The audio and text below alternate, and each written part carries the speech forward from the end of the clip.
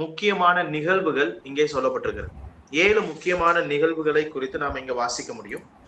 ஒரு விஷயத்தை ஞாபகத்துல வச்சுக்கோங்க, இங்க இருக்கக்கூடிய எந்த நிகழ்வுகளுமே வரிசை பிரகாரமாக எழுதப்படவில்லை.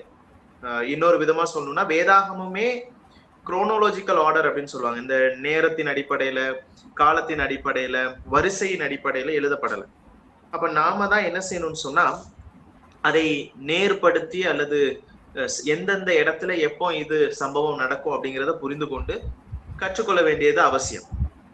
இன்னொரு விஷயம் என்னன்னா, இந்த 7 சம்பவங்களுமே அல்லது இந்த 7 நிகழ்வுகளுமே வேதாகமத்துல இந்த 14ஆம் அதிகாரத்துல சொல்லப்பட்டிருக்கிற எல்லாமே உபத்திரவ காலத்துல நடக்க போற சம்பவங்கள். அதனால அந்த 7ஐ நாம என்ன செய்ய போறோம்னு சொன்னா சுருக்கமாக நாம சிந்திக்க போறோம். முதல்ல நீங்க பாத்தீங்கன்னா 1 to 5 வரை உள்ள வசனங்கள், முதல் 5 வரை உள்ள வசனங்களை யாராவது வாசிங்க. பின்பு நான் பார்த்தபோது இதோ சீயோன் மலையின் மேல் ஆட்டுக்குட்டியானவரையும் அவரோட கூட அவருடைய பிதாவின் நாமம் தங்கள் நெற்றியில் எழுதப்பட்டிருந்த 144,000 பேரையும் நிற்க கண்டேன். அல்லாமலும் பெருவெள்ள இரைச்சல் போலவும் பலத்த இடிமுழக்கம் போலவும் ஒரு சத்தம் வானத்திலிருந்து உண்டாக கேட்டேன். நான் கேட்ட சத்தம் சுரமண்டலக்காரர் தங்கள் சுரமண்டலங்களை வாசிக்கு ஓசையை போல் இருந்தது. அவள் சிங்காசனத்துக்கு முன்பாகவும் 4 ஜீவன்களுக்கு முன்பாகவும் மூப்பர்களுக்கு முன்பாகவும் புதுப்பாட்டை பாடினார்கள். அந்த பாட்டு பூமியிலிருந்து மீட்டுக் கொள்ளப்பட்ட 144,000 பேரை அல்லாமல் வேறொரும் கற்றுக்கொள்ள கூடாது இருந்தது. ஸ்திரீரால் தங்களை கரைப்படுத்திக் கொள்ளாதவர் இவர்களே, கற்புள்ளவர் இவர்களே, ஆட்டுக்குட்டியானவர் எங்கே போனாலும் அவரை பின்பற்றுவர் இவர்களே. இவர் மனுஷனிலிருந்து தேவனுக்கும் ஆட்டுக்குட்டியானவருக்கும் முதற் பலனாக மீட்டுக் கொள்ளப்பட்டவர்கள். இவருடைய வாயிலே கபடம் காணப்படவில்லை. இவர் தேவனுடைய சிங்காசனத்துக்கு முன்பாக மாசில்லாதவர்களாய் இருக்கிறார்கள். இங்க நாம பார்க்கக்கூடிய முதல் சம்பவம் என்னன்னு சொன்னா, 1,44,000 பேர் அங்கே முத்திரை போடப்பட்டவர்கள் ஆட்டுக்குட்டியானவரோட கூட நிற்கிறதை நாம இங்கே பார்க்க முடியும். இதுதான் முதல் சம்பவம். இந்த முதல் சம்பவத்தை குறித்து நாம வாசிக்கும் போது சில விஷயங்களை இந்த வசனத்துல நாம புரிந்து கொள்ளணும். முதலாவது வசனத்திலேயே நாம பார்க்கிறோம், பின்பு நான் பார்த்தபோது இதோ சீயோன் மலையின் மேல் ஆட்டுக்குட்டியானவரையும் அவரோட கூட அவருடைய பிதாவின் நாமம் தங்கள் நெற்றிகளில் எழுதப்பட்டிருந்த 144,000 பேரையும் நிற்க கண்டேன் அப்படின்னு நாம பார்க்கிறோம். அப்ப இங்க சொல்லப்பட்டிருக்கிற சீயோன் மலையின் மேல், இந்த சீயோன் மலையின் மேல் அப்படிங்கிற வார்த்தையை நாம பார்த்த உடனே எழுத்தின்படி லிட்டரலா நாம எடுத்துக்க கூடாது. ஏன் அப்படின்னா, நான் முன்னாடியே சொன்னேன், இந்த சம்பவங்கள் என்னன்னா உபத்திரவ காலத்துல நடக்கக்கூடிய சம்பவம். அது முடிவுல இருக்கலாம், அல்லது நடுவுல இருக்கலாம், ஆரம்பத்துல இருக்கலாம். அப்படிப்பட்ட சம்பவங்களை தான் நாம இங்க வாசிக்க போறோம். எல்லாமே வரிசைப்படி எழுதவில்லைன்னு நான் முன்னாடியே சொன்னேன். அப்ப இங்க சீயோன் மலைன்னு சொல்லக்கூடியது நாம மற்ற இடங்கள்ல வாசிக்கக்கூடிய லிட்ரலான எழுத்தின்படி சியோன் மலையை குறிக்கவில்லை. ஏன் அப்படின்னா, எபிரேயர் 12ஆம் அதிகாரத்துக்கு வந்தீங்கன்னா, எபிரேயர் 12ஆம் அதிகாரம் அதனுடைய 22வது வசனத்தை வாசிக்கும் பொழுது இதற்கான விளக்கம் நமக்கு புரியும். 12ஆம் அதிகாரம் 22வது வசனம், நீங்களோ சீயோன் மலையினிடத்திற்கும் ஜீவனுள்ள தேவனுடைய நகரமாகிய பரம எருசலேமின் இடத்திற்கும் 1000-10,000 தேவதூதரிடத்திற்கும் பரலோகத்தில் பேரெழுதியிருக்கிற முதற் பேரானவர்களின் சர்வாங்கமாகிய சபையினிடத்திற்கும் யாவருக்கும் நியாயாதிபதியாகிய தேவனிடத்திற்கும் பூரணராக்கப்பட்ட நீதிமான்களுடைய ஆவிகளிடத்திற்கும் புது உடன்படிக்கையின் மத்தியஸ்தராகிய இயேசுவினிடத்திற்கும் ஆபேலுடைய ரத்தம் பேசினதை பார்க்கலாம் நன்மையானவைகளை பேசுகிற ரத்தமாகிய தெளிக்கப்படும் ரத்தத்தினிடத்திற்கும் வந்து சேர்ந்தீர்கள் அப்படின்னு சொல்லிட்டு நாம பார்க்கிறோம். இங்க சீயோன் மலையின் இடத்திற்கும் அப்படின்னு சொன்னா, சீயோன் மலைன்னு சொன்னா இது நேரடியான லிட்டரலா நாம பார்க்கக்கூடிய அந்த மலையை குறிக்கவில்லை. இது எதை குறிக்குது சொன்னா, பரலோக ராஜ்யத்தை குறிக்கக்கூடியதாக இருக்கிறது. அப்ப இந்த 1,44,000 பேரை குறிச்சு நம்ம முன்னாடியே படிச்சோம் 7ஆம் அதிகாரத்துல. 7ஆம் அதிகாரத்துல முந்தின அதிகாரம் 6ஆம் அதிகாரம் முடியும் பொழுது நாம பார்த்தோம், யார் தேவனுடைய கோபாக்கினைக்கு, அதாவது ஆட்டுக்குட்டியானுடைய கோபாக்கினைக்கு தப்பிக்க முடியுங்கிற ஒரு கேள்வியோட முடியுது. அதற்கு பதில் 7ஆம் அதிகாரத்துல நாம பார்த்தோம், 1,44,000 பேர், அதாவது முத்திரை போடப்பட்டவர்களால என்ன செய்ய முடியும், இந்த ஆக்கினையை தப்பித்துக் கொள்ள முடியும் நாம பார்த்தோம். அப்ப 7ஆம் அதிகாரத்துல 1,44,000 பேர் பூமியில இருக்கிறத நாம பார்க்க முடியும். இங்க 14ஆம் அதிகாரத்துல 1,44,000 பேர் பரலோகத்தில் இருக்கிறதை நாம் பார்க்க முடியும். ஆக அங்க சொல்லப்பட்டிருக்க சியோன் மலை லிட்ரலானது கிடையாது, அது ஆவிக்குரிய அர்த்தத்துல சொல்லப்பட்டிருக்கிறது. அதற்குதான் உதாரணம் எபிரேயர்ல நாம வாசிக்கிறோம், இங்கேயும் ஆவிக்குரிய அர்த்தத்துல அது சொல்லப்பட்டிருக்கிறது. அதனாலதான் ஒரு லிஸ்டே போகுது, சீயோன் மலையினிடத்திற்கும் ஜீவனுள்ள தேவனுடைய நகரமாகிய. அப்படின்னா இது எதை குறிக்குதுன்னா, தேவன் வாசம் பண்ணக்கூடிய, ஜீவனுள்ள தேவன் வாசம் பண்ணக்கூடிய நகரமாகிய பரம எருசலேமை அது சுட்டி காண்பிக்கக்கூடியதாக இருக்கிறது என்பதை நாம அந்த வசனத்திலிருந்து நாம புரிந்து கொள்ள முடியும். அப்போ இங்க நீங்க இதை பார்க்கும் பொழுது இவர்கள் யாருன்னு சொன்னா பணிவிடை செய்கிறவர்கள், தேவனுடைய ஊழியக்காரர்கள் என்று நாம பார்க்கிறோம். அது நமக்கு தெரியும். அவர்கள் அந்த என்ன செய்வாங்கன்னா, உபத்திரவ காலத்துல கர்த்தருடைய சுவிசேஷத்தை பிரசங்கிக்கிறவர்களாக இருப்பார்கள். இன்னும் மட்டும் இல்லாம சுவிசேஷம் சொன்னா ராஜ்யத்தின் சுவிசேஷம் நான் முன்னாடியே சொன்னேன், பரலோக ராஜ்யம் சமீபத்தில் இருக்கிறது என்கிற அந்த ராஜ்யத்தின் சுவிசேஷத்தை சொல்வார்கள். கிட்டத்தட்ட இவங்களை நீங்க எப்படி யோசிக்கலாம்னு சொன்னா, அப்போஸ்தலனாகிய பவுல் எப்படி இருந்தாரோ அதே மாதிரி இவங்க ஒவ்வொருத்தங்களும் இருப்பாங்க. உங்களுக்கு தெரியும், பவுல் எப்படி சுவிசேஷத்தை அநேகர் கேட்கணும் அப்படிங்கிற ஒரு வாஞ்சையோட புறப்பட்டு சென்றாரோ அதே மாதிரிதான் இங்க நீங்க பார்க்க முடியும். இவங்க ஒவ்வொருத்தங்களும் பவுலுக்கு இணையாக இருப்பாங்க. ஆயிரக்கணக்கான மக்களை தேவனுக்காக சேர்த்துக் கொள்வதற்கு முயற்சி செய்வார்கள் என்பதை நாம் இங்கே பார்க்க முடியும். இப்ப இவங்க எல்லாரும் எங்க நிக்கிறாங்க? தேவ சமூகத்துல நின்று ஒரு பாட்டு பாடுறாங்க. அங்க இருக்கக்கூடிய அந்த பாடலை நாம பார்க்கும் பொழுது அவங்க எப்படி பாடுறாங்க? சுரமண்டலங்களை வாசிக்கிற ஓசை போல் இருந்தது. சுரமண்டலங்களை என்ன செய்றாங்க? பயன்படுத்தி, அதாவது இன்ஸ்ட்ருமெண்ட்டை பயன்படுத்தியோ அங்க என்ன செய்யறாங்கன்னு சொன்னா தேவனுக்கு துதிப்பாடல் பாடுகிறதை நாம் பார்க்க முடியும். அப்ப அந்த துதிப்பாடல் எப்படிப்பட்டதா இருந்துச்சு? இந்த துதிப்பாடல் யாரால பாட முடிந்தது? அவங்களால மட்டும்தான் பாட முடிந்தது அப்படின்னு சொல்லி நாம பாக்குறோம். ஏன்னா அவங்கள ஆண்டவர் என்ன செஞ்சிருக்கிறாரு? மீட்டு கொண்டிருக்கிறார் அப்படின்னு நான் பாக்குறோம். அந்த பாட்டு பூமியிலிருந்து மீட்டு கொள்ளப்பட்ட 1,44,000 பேரை அல்லாமல். அப்ப இதுதான் நமக்கு ஹிண்டு. இவங்க பூமியில இருந்து தேவனுடைய சமூகத்திற்கு என்ன செஞ்சிருக்காங்க? மீட்டு கொள்ளப்பட்டிருக்கிறார்கள். அப்ப நிச்சயமா அந்த முடிவுல, அந்த உபத்திரவ காலத்திற்குடைய அந்த சமயத்துல, அந்த டைம் பீரியட்ல இங்க அவங்க ஆண்டவர் என்ன செய்யறாருன்னா தம் அண்டையில சேர்த்து கொள்கிறதை நாம் அங்கே பார்க்க முடியும் முடிவுல. அப்போ முன்னாடியே நாம பார்த்தோம், இவங்களுடைய ஊழியத்தின் வாயில அநேக புறஜாதிகள் வருவாங்கன்னு சொல்லிட்டு 6ஆம் அதிகாரத்துல பார்த்தோம், 7ஆம் அதிகாரத்துல நாம பார்த்தோம். அப்ப அதுல நாம பார்க்கும் பொழுது நிறைய பேர் என்ன செய்வாங்க? ரத்த சாட்சியாக மறித்து கர்த்தர் சமூகத்துல போவாங்கன்னு பார்த்தோம். இப்ப இவங்களுடைய பணி முடிஞ்சு இவங்க என்ன செய்யறாங்க? தேவ சமூகத்துல நிக்கிறாங்க, இந்த மீட்பின் பாடலையும் பாடுறாங்க. அப்ப இந்த மீட்பின் பாடலை பாடும் பொழுது நீங்க நல்லா கவனிக்கிறது, எப்படிப்பட்ட மீட்பின் பாடலா இருந்தது? யாருக்குமே, வேற யாருக்குமே தெரியாது அப்படிப்பட்ட ஒரு பாடல். அது மட்டும் இல்லாம வேறொருவரும் கற்றுக்கொள்ள கூடாது இருந்தது அப்படின்னு சொல்லிட்டு நம்ம பாக்குறோம் 3வது வசனத்துல. அது மட்டும் இல்ல, நீங்க பாத்தீங்கன்னா இவங்களுடைய குணாதிசயங்களை குறித்து 4வது வசனம் சொல்லுது. இவங்க எப்படிப்பட்ட குணாதிசயங்களுடைய? ஸ்திரீகளால் தங்களை கரைப்படுத்தாதவர்கள் இவர்களே, கற்புள்ளவர்கள் இவர்களே, ஆட்டுக்குட்டியானவர் எங்கே போனாலும் அவரை பின்பற்றுகிறவர்கள் இவர்களே, இவர்கள் மனுஷரிலிருந்து தேவனுக்கும் ஆட்டுக்குட்டியானவருக்கும் முதற் பலனாக மீட்டு கொள்ளப்பட்டவர்கள். அப்ப இவங்களுடைய குவாலிட்டிஸ், குணாதிசயங்களை நீங்க இங்க பார்க்க முடியும். அப்ப இப்போ அவங்க கர்த்தருடைய சமூகத்துல தங்களுடைய பணியை முடித்து விட்டு, நிறைவு செய்து விட்டு தேவ சமூகத்துல இருக்கிறதை நாம் இங்கே பார்க்க முடியும். இதுல இருந்து ஒரு பிரின்சிபிள் நாம கற்றுக்கொள்ளலாம். என்னன்னு சொன்னா, கர்த்தர் நமக்கு ஒரு ஊழியத்தை இங்க இந்த பூமியில கொடுத்திருக்கிறார். நாம் அதை நிறைவு செய்யும் பொழுது நாம் தேவ சமூகத்திலே சந்தோஷமாக அங்கே நாம் நம்முடைய பணியை முடித்துவிட்டு அவரோடு கூட இருக்க முடியும் என்பதை நாம் இதுல இருந்து பார்க்க முடியும். இரண்டாவது சம்பவம் 6-7 வசனங்கள்ல 2வது சம்பவத்தை பார்க்கலாம். சுவிசேஷத்தின் செய்தி பிரசங்கிக்கப்படுவது. 2வது சம்பவம், ஒரு தூதன் என்ன செய்யறான்னா சுவிசேஷத்தின் செய்தியை பிரசங்கிக்கிறான். 6-7 வசனங்களை படிங்க. 6-7 வசனம். வேறொரு தூதன் வானத்தின் மத்தியிலே பறக்க கண்டேன். அவன் பூமியில் வாசம் பண்ணுகிற சகல ஜாதிகளுக்கும், கோத்திரத்தாருக்கும், பாசைக்காரருக்கும், ஜன கூட்டத்தாருக்கும் அறிவிக்கத்தக்கதாக நித்திய சுவிசேஷத்தை உடையவனாயிருந்து மிகுந்த சத்தமிட்டு தேவனுக்கு பயந்து அவரை மகிமைப்படுத்துங்கள், அவர் நியாய தீர்ப்பு கொடுக்கும் வேலை வந்தது. வானத்தையும் பூமியையும் சமுத்திரத்தையும் நீரூற்றுகளையும் உண்டாக்குறவரையே தொழுது கொள்ளுங்கள் என்று கூறினான். இங்க நீங்க பாத்தீங்கன்னா 6-7 வசனங்கள்ல ஒரு சுவிசேஷம் அப்படின்னு சொல்லியிருக்கு. அது என்ன சுவிசேஷம்? நித்திய சுவிசேஷம் அப்படின்னு வாசிக்கிறோம். அப்ப நித்திய சுவிசேஷத்தை வானத்தின் மத்தியில பறந்து கொண்டு ஒரு தூதன் என்ன செய்யறானா இதை அறிவிக்கிறதை நாம் இங்கே பார்க்க முடியும். அப்ப இதுல நீங்க கேட்க வேண்டிய கேள்வி, நித்திய சுவிசேஷம்னா என்ன? இந்த நித்திய சுவிசேஷம் என்றால் என்ன? இது எதை குறிக்கிறது?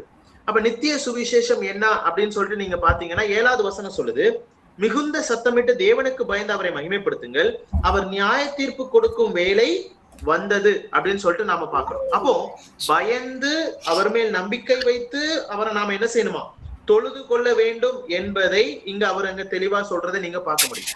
அப்போ அதை சொல்லிட்டே இருக்கும்போது நீங்க பாத்தீங்கன்னா இன்னொரு விஷயம் சொல்லப்படுது. யார் அவர், யாரை தொழுது கொள்ளணும்? அங்க நீங்க பாத்தீங்கன்னா 7வது வசனம் கடைசி பகுதி, வானத்தை உண்டாக்கினவர், பூமியை உண்டாக்கினவர், சமுத்திரத்தை உண்டாக்கினவர், நீரூற்றுகளை உண்டாக்கினவரையே தொழுது கொள்ளுங்கள் என்று கூறினார். அப்ப இங்க நல்லா கவனிங்க, நியாய தீர்ப்பு கொடுக்க வருகிறார். பூமியை கெடுக்கிறவர்களை நான் கெடுப்பேன் என்று நம்ம முன்னாடியே பார்த்தோம். இப்ப இங்க சொல்லப்பட்டிருக்க இந்த 4 வார்த்தைகள், வானம், பூமி, சமுத்திரம், நீரூற்றுகள், உங்களுக்கு ஞாபகம் இருக்கும், நாம முன்னாடியே படிச்சோம். என்னன்னு சொன்னா அந்த ட்ரம்பட் ஜட்ஜ்மெண்ட்ல, அதாவது அந்த எக்கால நியாய தீர்ப்புல இந்த முதல் 4 நியாய தீர்ப்புகளும் இந்த 4 காரியங்களுக்கு ஒப்புமையாக நாம சொல்லப்படுறதை நீங்க பார்க்கலாம். முதல் நியாய தீர்ப்பு பூமியின் மேல் வந்தது. இந்த அங்க நீங்க பாத்தீங்கன்னா அது மட்டும் இல்லாம அடுத்த நியாய தீர்ப்பு வந்து பூமிக்கு அப்புறம் சமுத்திரம், நீரூற்று, இப்படி ஒண்ணா வானம், பூமி, சமுத்திரம், இது எல்லாமே நீங்க வர்றதை நீங்க என்ன செய்ய முடியும்னா பார்க்க முடியும். அப்போ நீங்க நல்ல ஞாபகத்துல வச்சுக்கோங்க, இங்க சொல்ல விரும்புறது என்னன்னு சொன்னா, இத வந்து காத்து கொள்ளாதவர்களை நம்ம முன்னாடி மத்த பகுதியில படிச்சிருக்கிறோம். இத வந்து காத்து கொள்ளாம இதை கெடுத்தவர்களை அழிக்கிறதற்கு நியாய தீர்ப்பு வருகிறத பார்க்கலாம். அப்போ இதுல இருந்து ஒரு ஆன்சர் நாம எடுக்க முடியும். என்னன்னா, இந்த நித்திய சுவிசேஷம் என்பது என்ன அப்படின்னா, இந்த வசனத்தின் அடிப்படையிலேயே யோசிக்கும் போது இந்த நித்திய சுவிசேஷம் நாம காணக்கூடிய இந்த படைப்பிலேயே இருக்கிறத நீங்க பார்க்க முடியும். இங்க இருக்கிற ஒரு மனிதனுமே எனக்கு ஜீவனுள்ள தேவன் யாருன்னு தெரியல அப்படின்னு சொல்லிட்டு சொல்லவே முடியாது. ஏன் அப்படின்னா, நாம பார்க்கக்கூடிய வானமானாலும் சரி, பூமியானாலும் சரி, நாம பார்க்கக்கூடிய எல்லா படைப்புகள் ஆனாலும் சரி, அது தேவனை, ஜீவனுள்ள தேவனை நமக்கு வெளிப்படுத்தக்கூடிய ஒரு விஷயமாக இருக்கிறத நீங்க பார்க்கணும். அப்போ இங்க நமக்கு நீங்க அங்க பார்க்கும்போது தேவனுடைய கிரியைகள், தேவனுடைய கரத்தின் கிரியைகளை நாம பார்க்கும் பொழுது தேவன் யார் என்பதை இதன் வாயிலாக நாம புரிந்து கொள்ள முடியும். அப்ப இங்க நித்திய சுவிசேஷம் அப்படின்னு சொல்லும் போது என்ன சொல்லுதுன்னா, எல்லாருடைய இருதயத்திலையுமே கடவுள் யார் என்பதை அவருடைய படைப்பை பார்க்கும் பொழுதே தெரிகிறதை நான் பார்க்க முடியும். நான் பார்க்கக்கூடிய வானத்துக்கு பின்னாடி ஒருத்தர் இருக்கிறார்.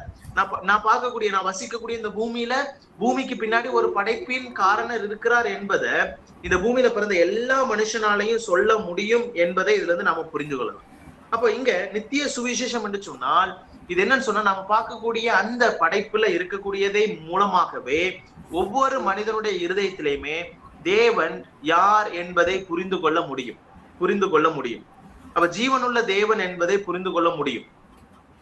புரியுதுங்களா? சோ அதை இது தெளிவுபடுத்துகிறத நாம இங்க பார்க்கலாம். அது மட்டும் இல்லாம இந்த சுவிசேஷம், அது மட்டும் இல்லாம நீங்க ரோமர் 1ஆம் அதிகாரத்துல பவுல் கூட சொல்றார், சாக்கு போக்கு சொல்வதற்கு யாராலையுமே முடியாது.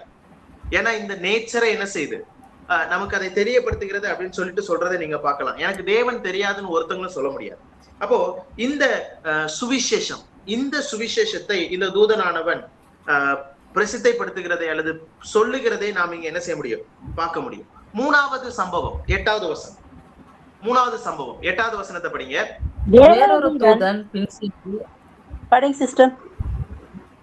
வேறொரு தூதன் பின் சென்று பாபிலோன் மாநகரம் விழுந்தது, தன் வேசித்தனமாகிய உக்கிரமான மதுவை சகல ஜாதிகளும் குடிக்க கொடுத்தாளே என்றான். இங்க நீங்க பாத்தீங்கன்னு சொன்னா பாபிலோனுடைய வீழ்ச்சியை குறித்து நாம பாக்குறோம். இதுவும் முடிவுல நடக்க போற ஒரு சம்பவம். அதாவது இந்த 7 வருடம் முடியும் பொழுது, அந்த முடிவுல அந்த அர்மகதோன் யுத்தத்தின் அந்த சமயத்துல, அந்த கடைசி நேரத்துல இந்த பாபிலோன், மகா பாபிலோன் என்ன செய்யுமா, அழிய போகிறது என்பதை ஆவியானவர் இங்க எழுதி வைத்திருக்கிறார். இதை குறிச்சு இன்னும் தெளிவா படிக்கணும்னு சொன்னா 17ஆம் அதிகாரம் 18ஆம் அதிகாரத்துல தனித்துவமா இதை குறித்து சொல்லப்பட்டிருக்கிறத நீங்க பார்க்க முடியும். அப்ப இங்க ஆவியானவர் நமக்கு சொல்லக்கூடியது என்னன்னு சொன்னா, இங்க இந்த மகா பாபிலோன் என்பது அழிய போகிறது, மகாநகரம் விழுந்தது அப்படின்னு சொல்லிட்டு இங்க நாம பாக்குறோம். அப்ப இதுவும் இந்த கடைசி நாட்கள்ல இதுவும் அந்த உபத்திரவ காலத்துல நடக்க போற ஒரு சம்பவமாக இருக்கிறது என்பதை நாம் புரிந்து கொள்ள வேண்டியது அவசியம். இன்னொரு விஷயம், இந்த பாபிலோனை வந்து நீங்க பாத்தீங்கன்னா பாபிலோனை எருசலேமை நாம ஒப்பிட்டு பார்க்க முடியும் ஆவிக்குரிய அர்த்தத்துல. ஒண்ணு வந்து ஆவிக்குரிய கண்ணோட்டத்துல, எருசலேம் ஆவிக்குரிய கண்ணோட்டத்திலையும் இந்த பாபிலோனை வந்து சாத்தானுடைய ஒரு கோட்டையாகவும் நீங்க கருத முடியும். ஏன் அப்படின்னா, ரெண்டுக்குமே மிகப்பெரிய வித்தியாசங்கள் இருக்கிறத நீங்க பார்க்க முடியும். இப்போ இந்த பாபிலோன் எடுத்துக்கோங்க. இன்னைக்கு நாம பார்க்கக்கூடிய எல்லாமே, கடவுளுக்கு விரோதமா செயல்படக்கூடிய எல்லாமே பாபிலோனர்களிடத்துல இருந்துதான் தொடங்கினது அப்படிங்கிறத நாம பின்னாடி பார்ப்போம். அப்போ பாபிலோனியர்கள் தான் நிறைய விஷயத்தை ஆரம்பித்து வைத்ததே அவர்கள் தான். அப்போ அது ஒரு உலகத்தை தொடர்புபடுத்தக்கூடியது அல்லது சாத்தானை, தீய சக்திக்கு தொடர்புடையதாக நாம பார்க்க முடியும். ஆனா எருசலேம் அப்படி கிடையாது. தேவனுடைய காரியத்துல நாம அதை என்ன செய்ய முடியும், பார்க்க முடியும். அப்போ இந்த 2 அதிகாரங்கள், அதாவது 17, 18 அதிகாரம், இந்த பாபிலோன் நகரம் அழிய போகிறது என்பதற்காகவே வேதம் நமக்கு எழுதி வைத்திருக்கு. இப்ப அடுத்ததா 4வது விஷயம், 9ல இருந்து 12வது வசனம் வரைக்கும் படிங்க. 9ல இருந்து 12வது வசனம் வரைக்கும். 4வது பின்னே 3ஆம் தூதன் வந்து மிகுந்த சத்தமிட்டு மிருகத்தையும் அதன் சொரூபத்தையும் வணங்கி தன் நெற்றியிலாவது தன் கையிலாவது அதன் முத்திரையை தரித்துக் கொள்வது எவனோ அவன் தேவனுடைய கோபாக்கினியாகிய பாத்திரத்திலே கலப்பில்லாமல் வார்க்கப்பட்ட அவருடைய உக்கிரமாகிய மதுவை குடித்து பரிசுத்த தூதனுக்கு முன்பாகவும் ஆட்டுக்குடியானருக்கு முன்பாகவும் அக்கினியினாலும் கந்தகத்தினாலும் பாதிக்கப்படுவான். அவருடைய வாதின் புகை சதா காலங்களிலும் எழும்பும். மிருகத்தையும் அதன் சொரூபத்தையும் வணங்குறவர்களுக்கும் அவருடைய நாமத்தின் முத்திரையை தரித்துக் கொள்கிற எவனுக்கும் இரவும் பகலும் இளைப்பாறுதல் இராது. தேவனுடைய கற்பனைகளையும் இயேசுவின் மேலுள்ள விசுவாசத்தையும் காத்துக்கொள்ளவர்களாகிய பரிசுத்தவானுடைய பொறுமை இதிலே விளங்கும் என்று கூறினான். பின்பு பரலோகத்திலிருந்து ஒரு சத்தம் உண்டாக கேட்டேன். போதும் சார். இங்க 4வது விஷயத்தை நீங்க பார்க்கலாம். அதாவது இந்த மிருகத்தினுடைய அந்த குறியீடு லக்கத்தை 666 பதிக்கிறவர்களுக்கு என்ன வரும்? இந்த உபத்திரவ காலத்தின் சமயத்துல இதை பதித்துக் கொள்கிறவர்களுக்கு என்ன வரும்? இந்த அடையாளத்தை தங்களுடைய கைகளிலேயோ அல்லது நெற்றிலேயோ பதித்துக் கொள்கிறவர்களுக்கு என்ன நடக்கும் அப்படிங்கிறத 4வது சம்பவமா இங்க நாம பாக்குறோம். என்ன நடக்கும்? 10வது வசனம் சொல்லுது, அவன் தேவனுடைய கோபாக்கினை ஆகிய பாத்திரத்திலே கலப்பில்லாமல் வார்க்கப்பட்ட அவருடைய உக்கிரமாகிய மதுவை குடித்து பரிசுத்த தூதருக்கு முன்பாகவும் ஆட்டுக்குட்டியானவருக்கு முன்பாகவும் அக்னியினாலும் கந்தகத்தினாலும் பாதிக்கப்படுவான் அப்படின்னு நாம பார்க்கணும். அப்போ இங்க நீங்க பாத்தீங்கன்னா முந்திய வசனம் சொல்லுது, மிருகத்தையும் அதன் சொரூபத்தையும் வணங்கி தன் நெற்றியிலாவது தன் கழுத்திலாவது அதன் முத்திரையை தரித்துக் கொள்கிறவன் எவனோ அவனுக்கு இந்த கோபாக்கினை வரும்னு சொல்லுது. இதுல ஒரு விஷயத்தை நீங்க கவனிக்கணும். நல்லா கூர்மையா 10வது வசனத்தை படிச்சீங்கன்னா அதுல உங்களுக்கு ஒரு சந்தேகம் வரும். என்ன சந்தேகம்னா, அவருடைய உக்கிரமாகிய மதுவை குடித்து பரிசுத்த தூதர்களுக்கு முன்பாகவும் ஆட்டுக்குட்டியானவருக்கு முன்பாகவும் அக்கினியினாலும் கந்தகத்தினாலும் பாதிக்கப்படுவான். புரியுதுங்களா உங்களுக்கு? இப்போ இந்த தண்டனை நாம பாக்குறோம். சில நேரத்துல இந்த தண்டனை வரும் பொழுது, இப்ப இந்த மார்க்க இந்த இதை பதித்து கொண்டவர்களுக்கு இந்த தண்டனை வரப்போகுதுன்னு நாம பாக்குறோம். ஆனா அந்த நேரத்துல தேவன் இங்க வரல, ஏசு கிறிஸ்து இங்க வரல. ஏன்னா இங்க கீழே நடக்க போற சம்பவத்தை தான் இது சொல்லுது. அவங்களுக்கு என்ன நடக்குங்கிறத, அந்த 7 வருஷத்துல என்னென்ன நடக்க போறங்கிற சம்பவங்களை தான் நாம இங்க பாக்குறோம். அப்ப இதை நீங்க வாசிக்கும் போது உங்களுக்கு என்ன தோணும்னா, இந்த சம்பவத்தை இவங்க படக்கூடிய கஷ்டத்தை நாம பார்க்க முடியும் அப்படிங்கிற கண்ணோட்டத்துல இங்க சொல்றதை நீங்க பார்க்கலாம். பரிசுத்த தூதருக்கு முன்பாகவும் ஆட்டுக்குட்டியானவருக்கு முன்பாகவும் அக்னியினாலும் கந்தகத்தினாலும் பாதிக்கப்படுவான். அப்ப இதை நம்ம படிக்கும் போது நமக்கு என்ன தோணும்னு சொன்னா, ஒருவேளை நாம அதை பார்க்க முடியுமோ, இது சொல்லப்படுறதை பார்த்தா பரலோகத்துல இருந்தே இந்த காட்சியை பார்க்க முடிகிற மாதிரிதான் இது இருக்குது. சிலர் எப்படி வியாக்கியானம் பண்ணுவாங்கன்னா, உங்களுக்கு தெரியும் ஆபிரகாமும் அந்த செல்வந்தனாகிய அந்த லாசருடைய சம்பவம் நமக்கு தெரியும். ஆபிரகாம் அங்கே நீங்க பாத்தீங்கன்னு சொன்னா அந்த சம்பவத்தை நாம பார்க்கும் பொழுது மேல இருந்து நீங்க என்ன செய்ய முடியும், கீழே நடக்கக்கூடிய சம்பவத்தை பார்க்கிற ஒரு காட்சியை நாம பாக்குறோம் சுவிசேஷங்கள்ல. அப்போ இந்த சம்பவத்தை வச்சு என்ன சொல்றாங்க, ஒருவேளை நாம அதை பார்க்க முடியும் அப்படின்னு சொல்றாங்க. அது மட்டும் இல்ல, நீங்க 11வது வசனம் சொல்லுது, அவர்களுடைய வாதையின் புகை சதா காலங்களிலும் எழும்பும். மிருகத்தையும் அதன் சொரூபத்தையும் வணங்கினவர்களுக்கும் அதனுடைய நாமத்தின் முத்திரையை தரித்துக் கொள்கிற எவனுக்கும் இரவும் பகலும் இளைப்பாறுதல் இராது அப்படின்னு நாம வாசிக்கிறோம். இளைப்பாறுதல் இராது. அப்போ இதுல இருந்து இன்னொரு பாடத்தை நீங்க கற்றுக்கொள்ள முடியும். இளைப்பாறுதல் யாருக்கு உண்டு அப்படின்னு சொன்னா நமக்கு உண்டு. இத நம்முடைய பாணியில நமக்கு எடுத்துக்கிட்டோம்னா நமக்கு இளைப்பாறுதல் இருக்கிறத நம்ம பார்க்கலாம். இந்த பாவம் செய்தவர்களுக்கு இளைப்பாறுதலே இல்லை, இது உண்மை. ஒரு பாவம் செய்யற ஒரு ஆத்மாவால சந்தோஷமா இருக்கவே முடியாது. ஒரு பாவம் செய்யற ஒரு ஆத்மாவால நிம்மதியா இருக்க முடியாது. இளைப்பாறுதல் அவங்களுக்கு கிடைக்காது. அதனாலதான் இங்க நீங்க பார்க்கும் பொழுது அங்கே இந்த முத்திரையை பெற்றுக்கொண்ட அல்லது இந்த எண்ணெய் லக்கத்தை தங்களுடைய கைகளிலேயோ அல்லது தங்களுடைய நெற்றியிலேயோ பதித்து கொண்டவர்களுக்கு ரொம்ப மோசமான நிலைமை வந்து சேரும். அவர்களுக்கு இளைப்பாறுதல் கிடையாது என்று நாம் பார்க்கிறோம். ஆனா நமக்கோ தேவன் இளைப்பாறுதல் கொடுக்கிறார். அவர் இளைப்பாறுதல் தருகிறவரா இருக்கிறார்னு சொல்லிட்டு நாம பார்க்கிறோம். அவர் நமக்கு என்ன செஞ்சிருக்கிறார்னா ரெஸ்ட் கொடுக்கிறதா நாம பாக்குறோம். அதே சமயத்துல பரலோகத்துல நாம தேவனோடு கூட இருப்போம். நமக்கு அங்க இளைப்பாறுதல் உண்டு. அது மட்டும் இல்ல, ஆனா இங்க நீங்க பாத்தீங்கன்னா அவங்களை தண்டிக்க போற இடம், அதாவது அவங்க படப்போற அந்த தண்டனை, இல்லைன்னா இன்னொரு விதமா எடுத்துக்கோங்களேன், நரகத்துல கூட நீங்க பாத்தீங்கன்னு சொன்னா அங்க இளைப்பாறுதல் இல்லாமல் கண்டினியூஸா அந்த தண்டனை கிடைக்க போகுது. அப்ப ஞாபகத்துல வைக்க வேண்டியது விஷயம், இங்க இருக்கிற யாராவது நீங்க இன்னும் தேவனாலே பரிசுத்த ஆவியானவராலே முத்திரை போடப்படாமல் இருப்பீர்கள் என்று சொன்னார். இங்கேயும் அதேதான்.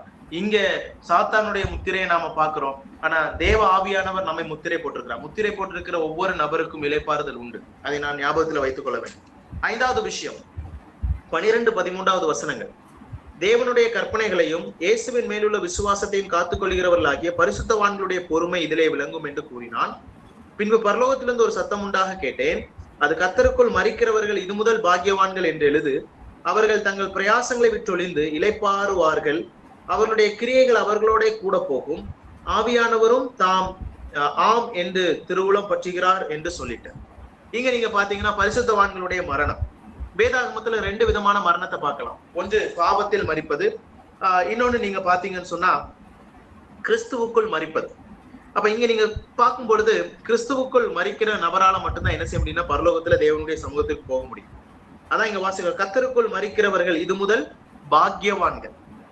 இதை நாம அடிக்கடி நாம சிந்திப்போம். இதை பொதுவா என்ன செய்வாங்கன்னா மரண சமயத்துல எல்லாம் இந்த பகுதியில இருந்து பேசுவாங்க. அப்ப அது மட்டும் இல்லாம இன்னொரு விஷயத்த நீங்க பார்க்கலாம், அவர்கள் தங்கள் பிரயாசங்களை விட்டொழிந்து இளைப்பாறுவார்கள். அது மட்டும் இல்ல, அவருடைய கிரியைகள் அவர்களோட கூட போகும். அப்ப இதுல ஒரு பாடத்தை நாம கற்றுக்கொள்ளணும். உலகத்துல என்ன செஞ்சாலும் இந்த பூமியிலேயே முடிஞ்சிடும். ஆனா தேவனுக்காக செய்த இந்த கிரியைகள் வாசிக்கும் போது நாம நினைக்க கூடாது, நான் வேலைக்கு போயிட்டு இருக்கேன், நான் நிறைய கஷ்டப்பட்டு இருக்கேன், ஆண்டவர் அதை சொல்றாரு. இல்ல, கிறிஸ்துவுக்காக தேவநாம மகிமை கண்டு கர்த்தருக்காக நாம் பிரயாசப்பட்ட ஒவ்வொன்றும் நம்மோடு கூட வரும். அது மட்டும்தான் கூட இருக்கும் அப்படிங்கறத நீங்க பார்க்க முடியும். வேற எதுவுமே இந்த உலகத்துல நமக்கு எந்த பிரயோஜனத்தையும் தராது. அதனால நாம வாழும் பொழுது ஜாக்கிரதையா நாம வாழணும். நான் ஒரு வேலை செஞ்சாலும் அதுலயும் தேவநாம மகிமைக்காண்டி செய்ய முடியும். அதுலயும் தேவனுக்காக நிறைய விஷயங்களை செய்ய முடியும். அப்ப இதுல இருந்து ஒரு பாடம் என்னன்னா, ஒரு நாள் மரணம் வரும், நான் கர்த்தருடைய பிள்ளையாதான் நான் மரிக்க போறேன். ஆனா இங்க நீங்க பாத்தீங்கன்னா அவர்களுடைய கிரியைகள் அவர்களோட கூட போகும். அப்படின்னா நாம ஏதாவது கிரியை செஞ்சிருந்தாதான். இப்ப நல்லா ஞாபகத்துல வச்சுக்கோங்க, பரலோகம் போதுக்கு கிரியை செய்யணும் நீங்க சொல்லவே இல்லை. பரலோகம் போகணும்னு கிரியை செய்யணும்னு சொல்லல. கிறிஸ்துவுக்குள் மரித்தவர்களுடைய வாழ்க்கையில கிரியை காணப்படும். அது கிறிஸ்துவுக்காக அவர்கள் கிரியை செய்வார்கள். பரலோகம் போதுக்காக அவங்க கிரியை செய்ய மாட்டாங்க.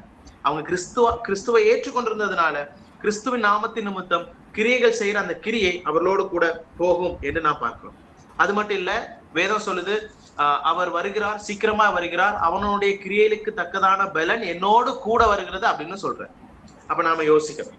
அடுத்ததா நீங்க பாத்தீங்கன்னா 6வது வசனம், 6வது காரியம் 14 இருந்து 16 வரைக்கும் வாசிங்க. 14 இருந்து 16 வரைக்கும்.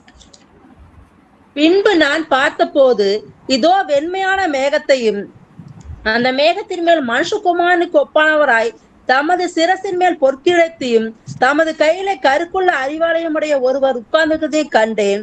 அப்பொழுது வேறொரு தூதன் தேவாலயத்திலிருந்து புறப்பட்டு மேகத்தின் மேல் உட்கார்ந்திருக்கிற நோக்கி, பூமியின் பயிர் முதிர்ந்தது, அறுக்கிறதுக்கு காலம் வந்தது, ஆகையால் உடைய அறிவாலை நீட்டி அறுத்துவிடும் என்று மிகுந்த சத்தமிட்டு சொன்னான். அப்பொழுது மேகத்தின் மேல் உட்கார்ந்திருந்தவர் தமது அறிவாலை பூமியின் மேல் நீட்டினார். பூமியின் விளைவு அறுப்புண்டது. ஓகே, இங்க நீங்க பாத்தீங்கன்னா இயேசு கிறிஸ்துவினுடைய வருகையும் அவர் எப்படி தம்முடையவர்களை தம்மிடத்தில் சேர்த்துக் கொள்ள போகிறதை குறித்து எழுதியிருக்கிறார். அப்ப முடிவுல அவர் வரப்போறார், தம்முடையவர்களை அவர் சேர்த்துக் கொள்வார். இதுல ஒரு விஷயத்தை ஞாபகத்துக்கு வைத்துக் கொள்ளணும். தேவனுக்கு தெரியும் யார் உண்மையான விசுவாசிகள், தேவனுக்கு தெரியும் யார் உண்மையானவர்கள், யார் மாய்மாலமானவர்கள். அவர் கையில என்ன இருக்குன்னு சொன்னா அறிவால் இருக்கிறதுன்னு சொல்லியிருக்கு. அது மட்டும் இல்லாம அவர் பயிரை அது என்ன செய்தான், முதிர்ந்தது, பூமியின் பயிர் முதிர்ந்தது, அறுக்கிறதற்கு காலம் வந்தது. இப்படிப்பட்ட சம்பவங்களை நீங்க சுவிசேஷங்களை படிக்க முடியும். சுவிசேஷங்களை இந்த அறுக்கிறது, பயிர், இந்த மாதிரி காரியங்களை நாம பார்க்க முடியும். பல ஊமைகள்ல இந்த மாதிரி காரியங்கள் வர்றதை நீங்க பார்க்கலாம். அப்ப இது தெரிந்த ஒரு பரிச்சயமான ஒரு விஷயம் தான். ஆனா இங்க என்னன்னு சொன்னா, தமது அறிவாளை பூமியின் மேல் நீட்டினார், பூமியின் விளைவு அறுப்புண்டது. பூமியின் விளைவு அறுப்புண்டது, இதான் கடைசி. இத அவர் பூமியில செய்ய போறார். தம்முடையவர்களை அவர் தம்மிடத்துல சேர்த்துக் கொள்வார். இதுல ஒரு நல்ல விஷயம் நாம நோட் பண்ணி தேவனுக்கு நன்றி செலுத்த வேண்டியது என்னன்னு சொன்னா, அவருடைய கையில அறிவாள் இருக்கு. நல்ல வேலை, வேற யாரு கையிலுமே இல்லை. அவருக்கு தெரியும் அவர் எதை செய்யணும், யாரை. வேதத்துல மற்ற இடங்களை தூற்றுக்கூட அவர் கையில் இருக்கிறது அப்படின்னு கூட நாம பார்க்கணும். சோ இப்படி நிறைய உதாரணங்களை நீங்க என்ன செய்ய முடியும், பார்க்க முடியும். அவர் தம்முடையவர்களை சேர்த்துக் கொள்வார், தம்முடையவர்கள் அல்லாதவர்களை அவர் என்ன செய்வார், புறம்பே தள்ளுவார், புறம்பே தள்ளுவார். ஓகே, பதரையோ அக்னியில் தள்ளுவார் என்று நாம் பார்க்கிறோம். சோ இது ஒரு விஷயம். 7வது விஷயம் 17 இருந்து 20 வரைக்கும் படிக்கும். 7வது விஷயம், பின்பு வேறொரு தூதனும் கருக்குள்ள அறிவாளை பிடித்துக் கொண்டு பரலோகத்திலுள்ள தேவாலயத்திலிருந்து புறப்பட்டு வந்தான். அக்னியின் மேல் அதிகாரமுள்ள வேறொரு தூதனும் பலிபீடத்திலிருந்து புறப்பட்டு வந்து கருக்குள்ள அறிவாளை பிடித்திருக்கிறவனை நோக்கி, பூமியின் திராட்சை பழங்கள் பழுத்திருக்கிறது, கருக்குள்ள உமது அறிவாளை நீட்டி அதன் குலைகளை அறுத்துவிடும் என்று மிகுந்த சத்தத்தோட சொன்னான். அப்பொழுது அந்த தூதன் தன் அறிவாளை பூமி மேல் நீட்டி பூமியின் திராட்சை பழங்களை அறுத்து தேவனுடைய கோபாக்கினை என்னும் பெரிய ஆலையிலே போட்டான். நகரத்துக்கு புறம்பேயுள்ள அந்த ஆலையிலே அது மிதிக்கப்பட்டது. அந்த ஆலையிலிருந்து 1600 சாதி தூரத்துக்கு ரத்தம் புறப்பட்டு குதிரையின் கடிவாளங்கள் மட்டும் பெருகி வந்தது. ஓகே, சோ இங்க நீங்க பாத்தீங்கன்னு சொன்னா, அந்த அருமகதோன் வார்ல நடக்க போற, யுத்தத்துல நடக்க போற அந்த கடைசி சம்பவம், அதாவது துன்மார்க்கர்களுக்கு வரப்போகிற நியாய தீர்ப்ப இந்த 3 வசனத்துல நீங்க பார்க்க முடியும். 4 வசனத்துல 17 இருந்து 20 வரைக்கும் அருமகதன் யுத்தத்துல, கடைசி யுத்தத்துல, கடைசியா நடக்க போற அந்த பேட்டில்ல நீங்க பாத்தீங்கன்னா துன்மார்க்கர்களுக்கு நடக்க போற சம்பவத்தை இது எடுத்துரைக்கிறதை நாம் பார்க்க முடியும். 18வது வசனத்துல நாம பார்த்தோம், அங்க என்னன்னா, கருக்குள்ள அறிவாளை பிடித்திருக்கிறவனை நோக்கி பூமியின் திராட்சை பழங்கள் பழுத்திருக்கிறது, பூமியின் திராட்சை பழங்கள் பழுத்திருக்கிறது அப்படின்னா, நீங்க பாத்தீங்கன்னா சில இடங்கள்ல ஆண்டவருடைய நியாயம் வராமல் இருப்பதற்கு கொஞ்சம் டைம் ஆகும். அப்ப என்னன்னு பாத்தீங்கன்னா, இன்னும் அவர்களுடைய பாவம் என்னுடைய சமூகத்துல எட்டல அப்படின்னு சொல்லி நாம பார்க்க முடியும்.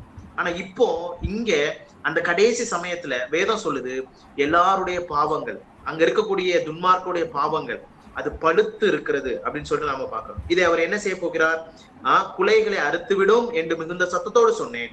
அப்பொழுது அந்த தூதன் தன் அறிவாளை பூமியின் மேல் நீட்டி பூமியின் திராட்சை பழங்களை அறுத்து தேவனுடைய கோபாக்கினை என்னும் பெரிய ஆலையிலே போட்டான். கோபாக்கினை என்னும் பெரிய ஆலையிலே போட்டான். அப்புறம் அடுத்த வசனம் முக்கியமான ஒரு வசனம், நகரத்திற்கு புறம்பே உள்ள அந்த ஆலையில் அது மிதிக்கப்பட்டது. அப்ப நரகத்திற்கு புறம்பே உள்ள, நகரத்திற்கு புறம்பே உள்ள அந்த ஆலையில் அது மிதிக்கப்பட்டது அப்படின்னா, நகரத்திற்கு புறம்பே உள்ளது எதை குறிக்குதுன்னு சொன்னா, அது எருசலேமே குறிக்கிறது. நகரத்திற்கு புறம்பே உள்ள அந்த ஆலையில் அது மிதிக்கப்பட்டது அப்படின்னா என்ன சொல்றாங்கன்னா, அது உலகளாவியா அநேகருக்கு அந்த அர்மகதன் யுத்தத்துல நிறைய பாதிப்பு வரப்போனாலும் அநேகர் மறிக்க போறாங்க, அநேகரை ஆண்டவர் என்ன செய்ய போறார், தண்டிக்க போறார். ஆனால் இங்க புறம்பேயுள்ள அந்த ஆலையில் அது மிதிக்கப்பட்டது அப்படின்னு சொன்னா, எருசலேமுக்கும் அது அங்கேயும் என்ன நடக்கும்னு சொன்னா, பெரிய அளவுல அங்கே நியாய தீர்ப்பு எருசலேம் மேல விழுறத நாம பார்க்க முடியும், அங்க இருக்கிறத நீங்க பார்க்க முடியும்.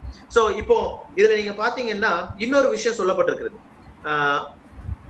1600 தாதி தூரத்திற்கு ரத்தம் புறப்பட்டு குதிரைகளின் கடிவாளங்கள் மட்டும் பெருகி வந்தது அப்படின்னு வாசிக்கிறோம்.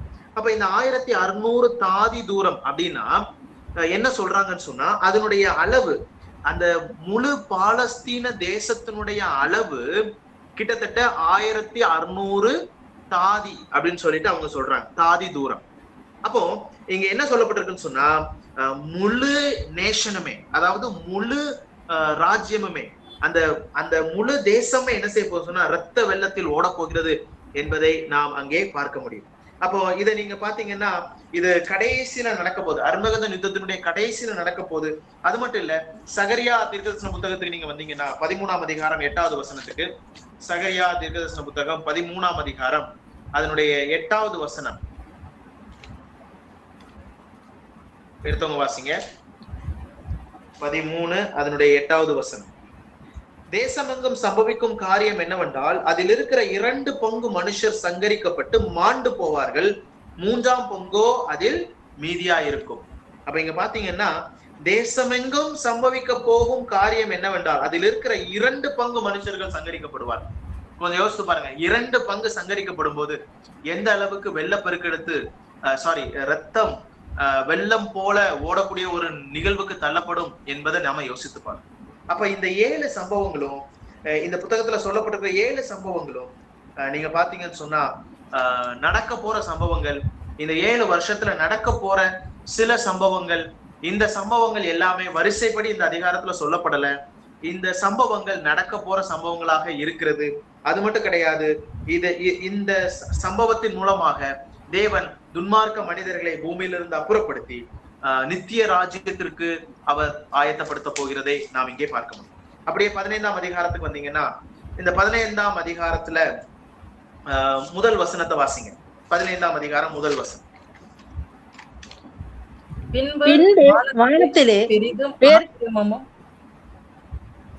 பின்பு வானத்திலே பெரிதும் ஆச்சரியமுமான வேறொரு அடையாளமாகிய கடைசியான 7 வாதைகளையுடைய 7 தூதரை கண்டேன். அவைகளால் தேவனுடைய கோபம் முடிகிறது. ஓகே, இங்க நீங்க பாத்தீங்கன்னா, இதுக்கு முன்னாடி நாம 3 நியாய தீர்ப்புகளை பார்த்தோம். நான் 4ன்னு சொன்னேன். அந்த 4வது இதை எழுதணும்னு சொல்லிட்டு யோவான் ஆசைப்படும் பொழுது உங்களுக்கு ஞாபகம் இருக்கும், அந்த தண்டர்ஸ் நாம பார்த்தோம், இடி முழக்கம் போன்ற காரியங்கள் 7 அப்படிங்கிற ஒரு விஷயத்த நான் சொன்னேன். ஆனா அது எழுத விடல. மற்றபடி 3 விஷயத்த நாம பார்த்தோம். ஒன்று நீங்க பாத்தீங்கன்னா, ஃபர்ஸ்ட் முத்திரை நியாய தீர்ப்பு, 2வது நீங்க பாத்தீங்கன்னா எக்கால நியாய தீர்ப்பு. இந்த 2 மட்டும் நாம பார்த்தோம். அப்ப இந்த எக்காலம் நியாய தீர்ப்பு முடியும் போது நாம சொன்னேன், இதோட தேவனுடைய கோபம் முடிவுக்கு வருது, அவருடைய திட்டம் முடிவுக்கு வருதுன்னு சொன்னேன். அப்போ 3வது இருக்கக்கூடிய கலச நியாய தீர்ப்பு என்னாச்சு அப்படிங்கிற ஒரு கேள்வி உங்களுக்கு இருக்கும். இதை நாம பின்னாடி யோசிக்கலாம் நான் சொன்னேன். அப்ப இந்த கலச நியாய தீர்ப்பு நீங்க 15ஆம் அதிகாரத்துல இருந்து தொடங்க போறதை நீங்க பார்க்கலாம். அப்ப இந்த கலச நியாய தீர்ப்பு குறித்து நீங்க யோசிக்கும் போது பல வேத வல்லுநர்களுடைய மத்தியில பலவிதமான கோட்பாடுகள் இருக்கு. அதுல என்னன்னு சொன்னா, ஃபர்ஸ்ட் முத்திரை சீல், அந்த முத்திரை நியாய தீர்ப்பு முடிஞ்ச உடனே அடுத்தது தொடங்குது என்னது, இந்த எக்கால நியாய தீர்ப்பு தொடங்குது. அப்போ எக்காலம் முடிஞ்சதுக்கு அப்புறம் கலசம் தொடங்குது அப்படின்னு சொல்லிட்டு பலர் நம்புறாங்க. ஆனா இங்க நீங்க பாத்தீங்கன்னா சிலர் என்ன நம்புறாங்கன்னு சொன்னா, இந்த முத்திரை முடிஞ்சதுக்கு அப்புறம் இந்த எக்காலம் தொடங்குது. அப்போ இந்த எக்காலம் தொடங்கின உடனே கன்கரன்ட்லி அப்படின்னு சொல்லுவாங்க, அதாவது உடனுக்குடன் இந்த இது நடந்துட்டு இருக்கும் போதே இங்க இந்த கலசமும் நடக்குது அப்படின்னு சொல்லிட்டு நிறைய பேர் நம்புறாங்க. இப்ப நானும் இதை நான் ஏற்றுக்கொள்றேன். ஏன் அப்படின்னா, நீங்க நல்லா கவனிச்சு பாத்தீங்கன்னா, இந்த 15ஆம் அதிகாரத்துல இந்த எக்கால நியாய தீர்ப்புல என்னென்ன மீது நியாய தீர்ப்பு நடந்ததோ, எந்தெந்த விஷயங்களை தேவன் தண்டித்தாரோ, தேவனுடைய கோபம் எதினதின் மேல் வந்ததோ, அதே மாதிரி கலசத்திலையும் வர்றதை நீங்க பார்க்க முடியும். அப்போ இந்த 2ஐயும் நான் எப்படி சொல்ல விரும்புறேன்னு சொன்னா, இது முடிஞ்சதுக்கு அப்புறம் இது தொடங்கல, இந்த 7 எக்காலம் நியாய தீர்ப்பு முடிஞ்சதுக்கு அப்புறம் இது தொடங்கல, மாறாக முதல் எக்காலம் எதன் மேல, பூமியின் மேல. அதே மாதிரி 15ஆம் அதிகாரம் படிச்சு பாத்தீங்கன்னா முதல் கலசமும் பூமியின் மேலதான்.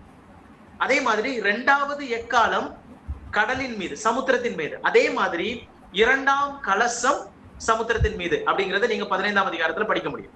இப்படியே வருஷப்படி பார்க்கலாம். அப்போ இப்ப நான் சொல்ல விரும்புறது என்னன்னா, இதை நீங்க புரிந்து கொண்டா மட்டும்தான், நான் முன்னாடி சொன்னேன், ஆண்டவருடைய திட்டம் இந்த 7வது முடிவுக்கு வருது சொல்லப்படக்கூடிய அந்த அர்த்தம் என்னன்னா, 1 நடந்ததுக்கு அப்புறம் இந்த முதல் கலசம் இதுவும் நடக்குது. முதல் கலசத்துல நீங்க பாத்தீங்கன்னா 3ல் 1 பங்கு தான் பாதிக்கப்படுது. ஆனா இந்த கலசத்தின் அந்த கலச நியாய தீர்ப்புல 3ல் 1 பங்கு கிடையாது, முழு பூமியும் அழிக்கப்படுறதை நீங்க பார்க்கலாம். புரியுதுங்களா உங்களுக்கு? சோ முதல் இந்த நியாய தீர்ப்பு, எக்கால நியாய தீர்ப்புல 3ல் 1 பங்கு பாதிக்கப்படுது, எது, பூமி. ஆனா இங்க கலசத்துல நீங்க பாத்தீங்கன்னா முழு உலகமும் முழு பூமியும் பாதிக்கப்படுறதை நீங்க பார்க்கணும். அப்போ இந்த தண்டனைகள் எப்படி வருதுன்னு சொன்னா, இந்த எக்கால நியாய தீர்ப்பு 1 முடிந்த உடனே முதலாவது கலசமும் தொடங்குகிறத பார்க்கலாம். இரண்டாவது நீங்க எக்காலம் கடல் சமுத்திரத்தின் மீது நடக்கும்போது இரண்டாவது கலசமும் தொடங்குகிறது பார்க்க முடியும். இதுதான் இந்த புத்தகத்தை நீங்க புரிந்து கொள்ள வேண்டிய ஒரு கீ. இந்த அதிகாரத்தை நீங்க புரிந்து கொள்ளணும். இதை ஞாபகத்துல வச்சுட்டே நீங்க படிங்க. 1வது வசனத்துல நாம பார்த்தோம். 1வது வசனத்துல பரலோகத்துல ஒரு ஆச்சரியமான ஒரு அடையாளம் வருகிறத நீங்க பார்க்கலாம். அங்க நீங்க பாத்தீங்கன்னா தூதர்கள் கையில தூதர்கள் சொல்லப்படக்கூடிய விஷயம் என்னன்னா, வேறொரு அடையாளமாகிய பின்பு வானத்திலே பெரிதும் ஆச்சரியமான வேறொரு அடையாளமாகிய கடைசியான 7 வாதைகளை உடைய 7 தூதர்களை கண்டேன். கடைசியாகிய 7 வாதைகளை உடைய 7 தூதர்களை கண்டேன். இதுதான் என்னன்னா கலச நியாயத்தீர்ப்பு. அப்போ அவைகளால் தேவனுடைய கோபம் முடிகிறது அப்படின்னு நம்ம வாசிக்கிறோம். அவைகளால் தேவனுடைய கோபம் முடிகிறது. இதே வார்த்தை தான் இந்த 7 நியாய தீர்ப்பு நாம பார்த்தோம். என்னது எக்கால நியாய தீர்ப்புலையும் இதே வார்த்தை நாம பார்த்தோம். தேவனுடைய திட்டம் முடிகிறது. அப்போ இந்த 1வது வசனத்திலேயே நாம என்ன பாக்குறோம்? கலசத்துல அவருடைய கோபம் முடிகிறது அப்படின்னு சொல்லி நாம பாக்குறோம். அப்ப யோசிங்க, 2லயும் முடியுதுன்னு வருதுன்னா அப்ப இது எப்படி எடுத்துக்கணும்? நான் கொஞ்சம் முன்னாடி விளக்கம் கொடுத்தேன். முதல் எக்காலம் முடியும் போது முதல் கலசம் தொடங்கி முடியுது. 2ஆம் எக்காலம் தொடங்கும் போது 2ஆம் கலசம் தொடங்கி முடியுது. அப்படின்னா முதல் எக்காலத்துல நீங்க பாத்தீங்கன்னா 3ல் 1 பங்கு தான் பாதிக்கப்படுது. ஆனா இங்க கலசத்துல பாத்தீங்கன்னா முழுதும் பாதிக்கப்படுது. அதே மாதிரி கலசத்துல சொல்லப்பட்டிருக்கிற ஒவ்வொரு நியாய தீர்ப்பும் எக்காலத்துல அதே இதுதான் சொல்லப்பட்டிருக்கிறத நீங்க பார்க்கணும். அப்போ இதுல இருந்து நாம புரிந்து கொள்ளணும், தேவனுடைய திட்டம் இந்த 7வது இதுல இந்த நியாய தீர்ப்புல முடிவுக்கு வருதுன்னா அதை இப்படிதான் நாம கருத்தில் கொள்ள முடியும். அப்போ இங்க நீங்க பாத்தீங்கன்னா நிறைய விஷயங்கள் சொல்லப்பட்டிருக்கிறது. 2வது வசனத்தை யாராவது படிங்க. 2வது வசனம்.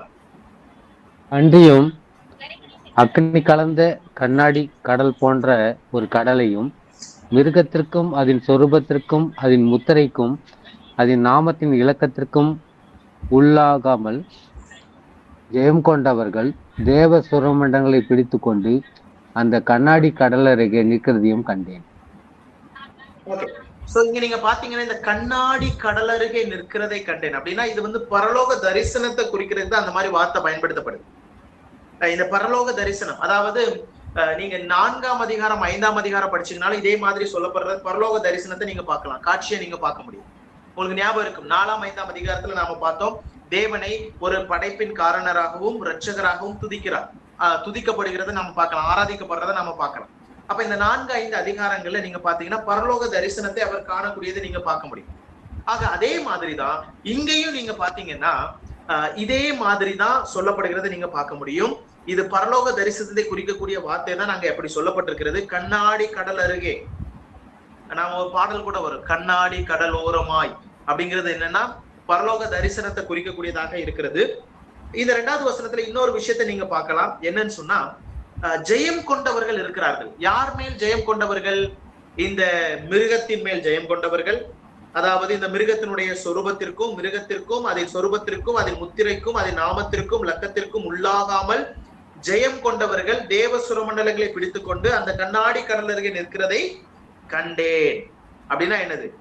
இந்த ஜனங்கள் எல்லாரும் சுரமண்டலத்தோடு ஜெயம் கொண்டவர்கள் தேவ சமூகத்துல நின்று ஒரு பாட்டு பாட போறாங்க, ஒரு பாட்டு பாடுறாங்க. 3வது வசனத்துல அந்த பாட்டு என்னன்னு சொல்லப்பட்டிருக்கு. யாராவது வாசிங்க.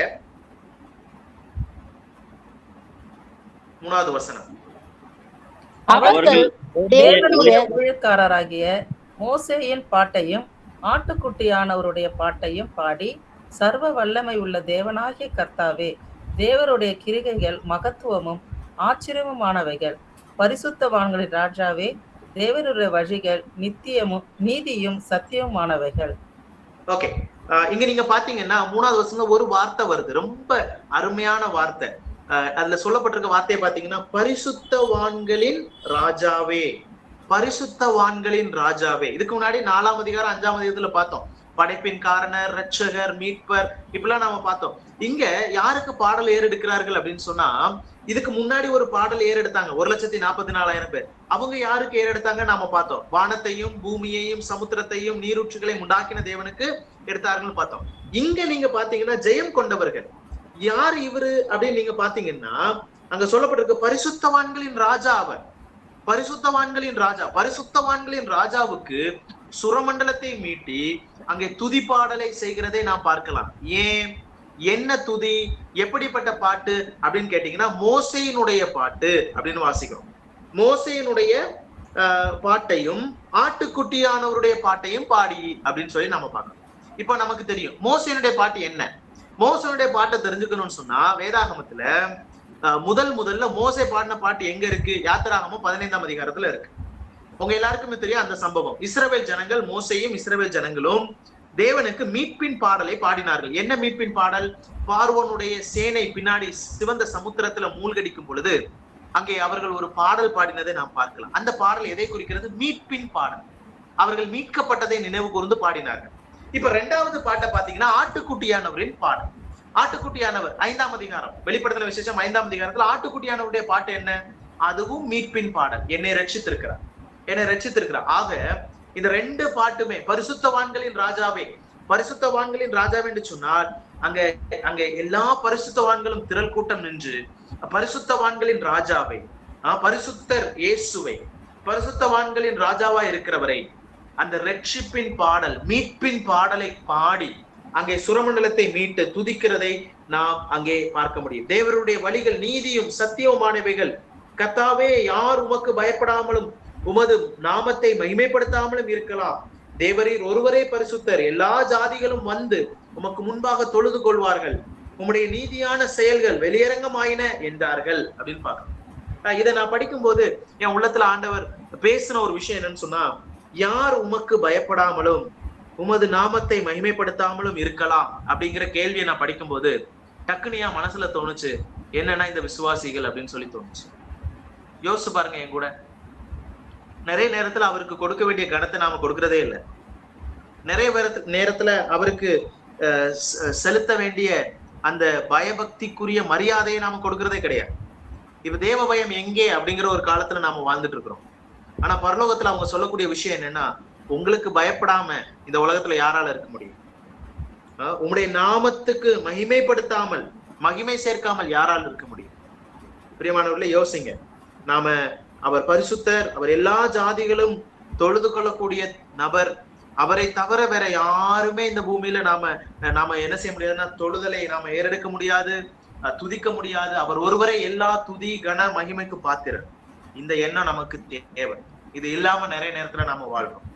ஆக முடிஞ்ச அளவுக்கு நம்முடைய உள்ளத்தின் ஆழத்திலிருந்து ஞாயிற்றுக்கிழமை ஆனாலும் சரி, அனுதினமும் நாம என்ன செய்யணும் சொன்னா அவருக்கு துதி செலுத்த வேண்டியது நம்முடைய கடமையாக இருக்கிறது. 5வது வசனம், 5வது வசனத்தை படிங்க. இவைகளுக்கு பின்பு நான் பார்த்தபோது இதோ பரலோகத்திலே சாட்சியின் கூடாரமாகிய ஆலயம் திறக்கப்பட்டது. ஓகே, சோ இங்க பாத்தீங்கன்னா பரலோகத்திலே சாட்சியின் கூடாரமாகிய ஆலயம் திறக்கப்பட்டது. நான் பார்த்தபோது அப்படின்னா உங்களுக்கு தெரியும், இங்க 7ஆம் நியாய தீர்ப்பை பற்றி இங்க சொல்லப்பட்டிருக்குது. 7 நியாய தீர்ப்பு, கலசம் நியாய தீர்ப்பை குறிச்சு இது சொல்லப்படுது.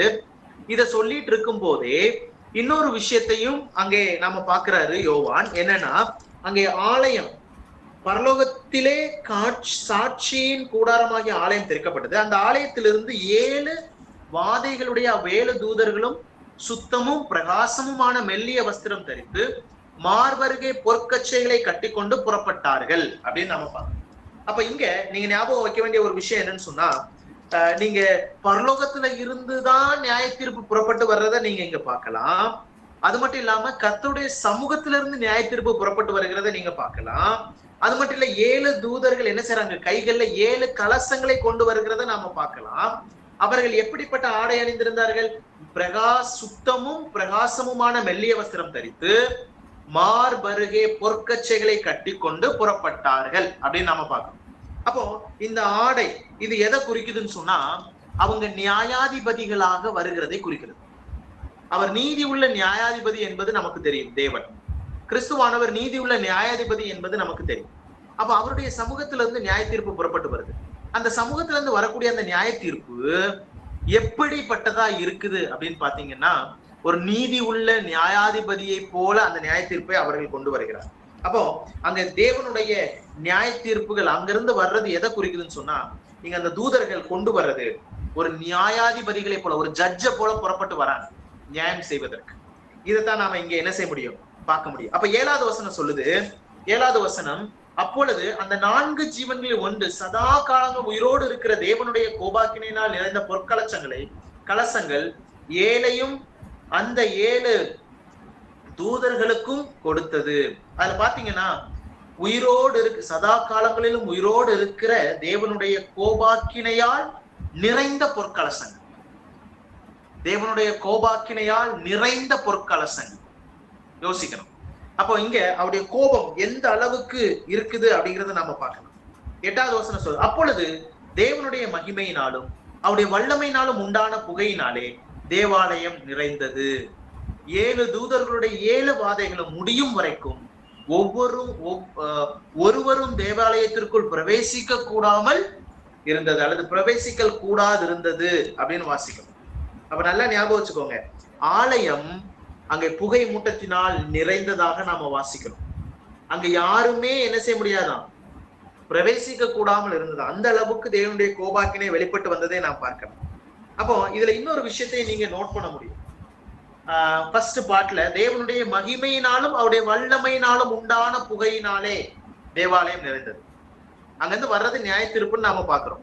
ஆனா இந்த நியாய தீர்ப்பு வர்றது எப்படி சொல்லப்படுதுன்னா, தேவனுடைய நாம மகிமைக்காகவும் அல்லது தேவனுடைய வல்லமையினாலும் அப்படின்னு நாம வாசிக்கிறோம். மகிமையினாலும் அவருடைய வல்லமையினாலும். அப்போ இதுல நீங்க புரிந்து கொள்ள வேண்டிய ஒரு பாடம் என்னன்னு சொன்னா, தேவனுடைய கோபாக்கினைக்கு முன்னாடி ஒரு மனுஷனாலே நிக்க முடியாது. மனுஷனுடைய தண்டனைக்கு முன்னாடி நிக்கலாம். இங்க பாத்தீங்கன்னா அந்த கீழே பகுதியில நாம வாசிக்கிறோம், ஒருவரும் தேவாலயத்திற்குள் பிரவேசிக்க கூடாது இருந்தது. எனக்கு நிறைய பேர் தேவனை பரீட்சை பார்க்கிறார்கள். நிறைய பேர் தேவன் எவ்வளவுதான் நான் எப்படி வேணாலும் வாழ்ந்துக்கிறேன், கடவுள் என்னதான் செய்யறாருன்னு பார்க்கலாமே அப்படின்னு சொல்லிட்டு பரீட்சை பார்க்கிற கூட்டத்துல நாம பார்க்க முடியும். சபைகளையும் சரி, இன்றைக்கும் சரி, நிறைய விசுவாசிகள் அப்படித்தான். என்னதான் பண்றாருன்னு பார்க்கலாமே, விட்டு விட்டு எப்படியோ நான் வாழ்ந்துட்டு இருப்பேன் அப்படிங்கிற ஒரு நோக்கத்துல இருக்கிறவங்க இருக்கிறாங்க. ஆனா வேதம் தெளிவா சொல்லுது, கர்த்தருடைய நியாயத்திற்கு முன்னாடி ஒரு மனுஷனாலே நிக்க முடியாது, ஒரு மனுஷனாலே நிக்க முடியாது. அவர் நம்மள நீதி உள்ள நியாயாதிபதியா நியாய தீர்க்க விரும்பி இருந்தாருன்னு சொன்னா, அந்த நியாய தீர்ப்பத்துக்கு தப்பித்துக் கொள்வதற்கு எந்த மனுஷனாலே முடிஞ்சிருக்காரு. அதனாலதான் கிருபையினால நாம மீட்கப்பட்டிருக்கோம்னு வேதம் சொல்லுது. நாம நம்முடைய நல்லதை வச்சோ எதுவுமே கிடையாது, இலவசமா கிருபையினால, கிருபை, சுத்த கிருபை. அவருடைய சமூகத்துல அந்த தண்டனையை நான் என்ன செய்ய முடியாது, ஏற்றுக்கொள்ள முடியாது, ஒருவனாலே நிக்க முடியாது. அந்த அளவுக்கு அவருடைய தண்டனை, ஏன்னா அவர் நீதி உள்ளவர். அந்த தண்டனையும் எதை வெளிப்படுத்துதுன்னு சொன்னா, அவருடைய மகிமையை வெளிப்படுத்துது, அவருடைய வல்லமையை வெளிப்படுத்துது. அப்போ அவர் தண்டிக்கும் போதும் தேவ மகிமைக்காகத்தான். அப்ப புரிந்து கொள்ளணும், நம்மள சில நேரத்துல ஆண்டவர் சிச்சை செய்யறாருன்னு சொன்னா அது கர்த்தருடைய நாம மகிமைக்காக, அதையும் நாம புரிந்து கொள்ளணும். ஒருவேளை நீங்க நினைக்கலாம், என்ன கொடுமைப்படுத்துறதுல என்னங்க கர்த்தர் நாம மகிமை இருக்கு அப்படின்னு சொல்லி நினைக்கலாம். இல்ல, நம்முடைய வாழ்க்கையில அவர் அனுமதிக்கிற இந்த காரியங்கள் மூலமா தண்டனையிலும் தேவனுடைய நீதி விளங்குகிறதை நாம் பார்க்க முடியும். ஆக 16ஆம் அதிகாரம் அதனுடைய தொடர்ச்சியை சொல்லக்கூடியதை நீங்க பார்க்கலாம். 16ஆம் அதிகாரத்துல எப்படி இந்த நியாய தீர்ப்பை அல்லது இந்த 7 கலசங்களை தூதர்கள் ஒன்று ஒன்றாக பூமியின் மேல் ஊற்றுகிறார்கள் என்பதை 16ஆம் அதிகாரம் விவரிக்கும். 16ஆம் அதிகாரத்துல எப்படி இந்த 7 தூதர்கள் 7 கலசங்களை பூமியின் மேல் ஊற்றுகிறார்கள். முதல் 2 வசனத்தை படிங்க.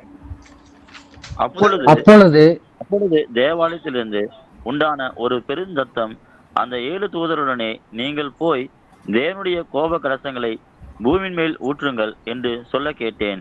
முதலாம் தூதன் போய் தன் கலசத்தில் உள்ள பூமியின் மேல் ஊற்றினான். உடனே மிருகத்தின் முத்திரை தரித்தவர்களும் அதன் சொரூபத்தை வணங்குகிறவர்களுமாகிய மனுஷர்களுக்கு பொல்லாத கொடிய புண்ணுண்டாயிற்று. இரண்டாம் தூதன் தன் கலசத்தில் உள்ளதை சமுத்திரத்தில் ஊற்றினான். முதல் தூதன் ஊற்றினதை நாம பாக்குறோம். இந்த முதலாம் தூதன் போய் தன் கலசத்தில் உள்ளதை பூமியின் மேல் ஊற்றினான். ஞாபகப்படுத்தி பாருங்க, முதலாம் நியாய தீர்ப்பு, அதாவது முதலாம் எக்காலத்திலையும் பூமியின் மேல் தான் நியாய தீர்ப்பு வந்தது. இங்கேயும் பூமியின் மேலதான் நியாய தீர்ப்பு வந்தது. நான் முன்னாடியே சொன்னேன். உடனே என்ன வந்தது?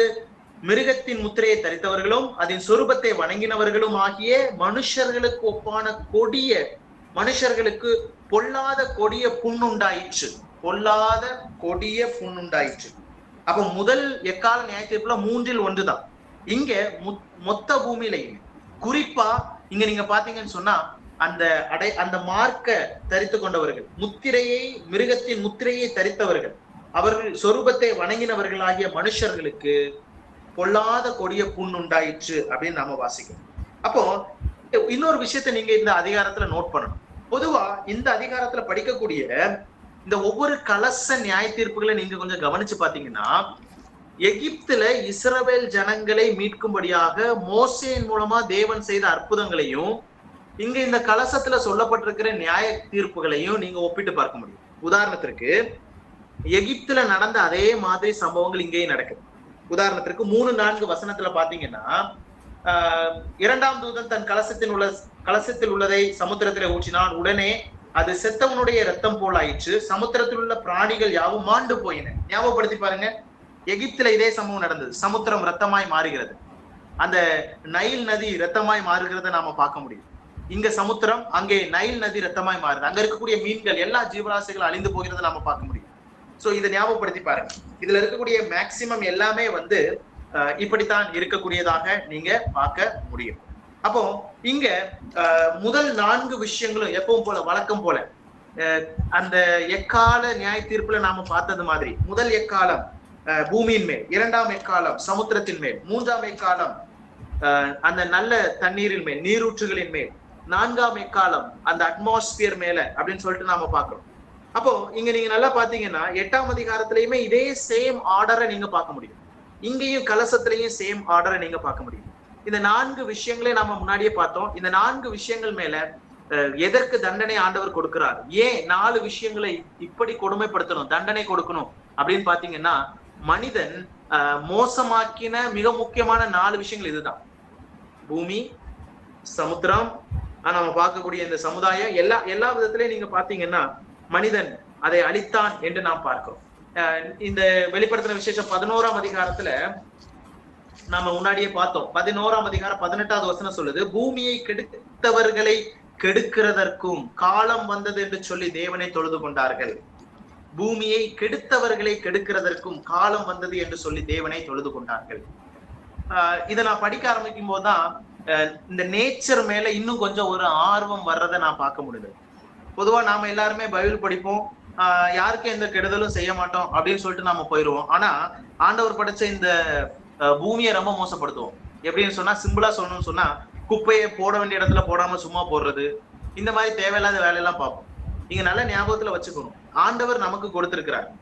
ஆதாமை சிருஷ்டித்து ஆண்டவர் ஆதாம் கையில இதை கொடுத்தது நோக்கம் என்னன்னா, இதை காக்கவும் பண்படுத்தவும் தான் ஆண்டவர் கொடுத்தார்.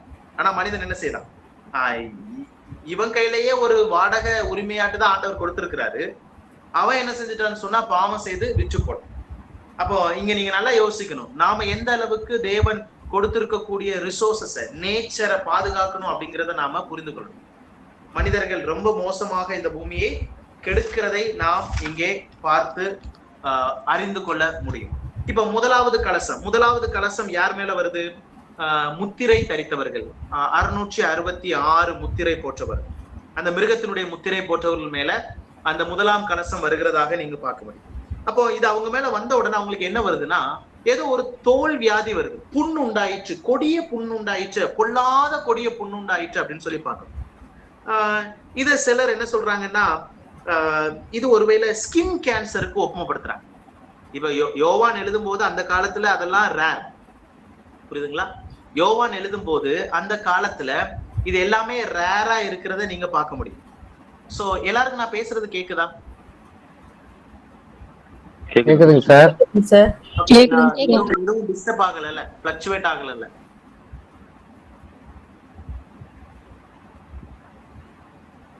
ஓகே, நான் பேசுறது எங்கேயுமே டிஸ்டர்ப் ஆகல, ஸ்டாப் ஆகல. இல்லைங்க சார், கேக்குது கரெக்ட்டா. இல்லைங்க சார், थैंक यू. நல்லா கிளியரா கேக்குது சார். ஓகே, சோ நான் ஏன்னா புதிய ஒரு இடத்துல எனக்கு ஷிஃப்ட் பண்ணேன், அதனாலதான் சரி ஏதாவது டிஸ்டர்ப் இருந்தா சொல்லிருங்க. Okay, thank you.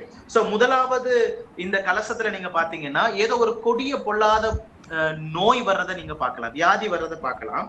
அநேகர் என்ன சொல்றாங்கன்னா ஸ்கின் கேன்சருக்கு ஒப்புமைப்படுத்துறாங்க.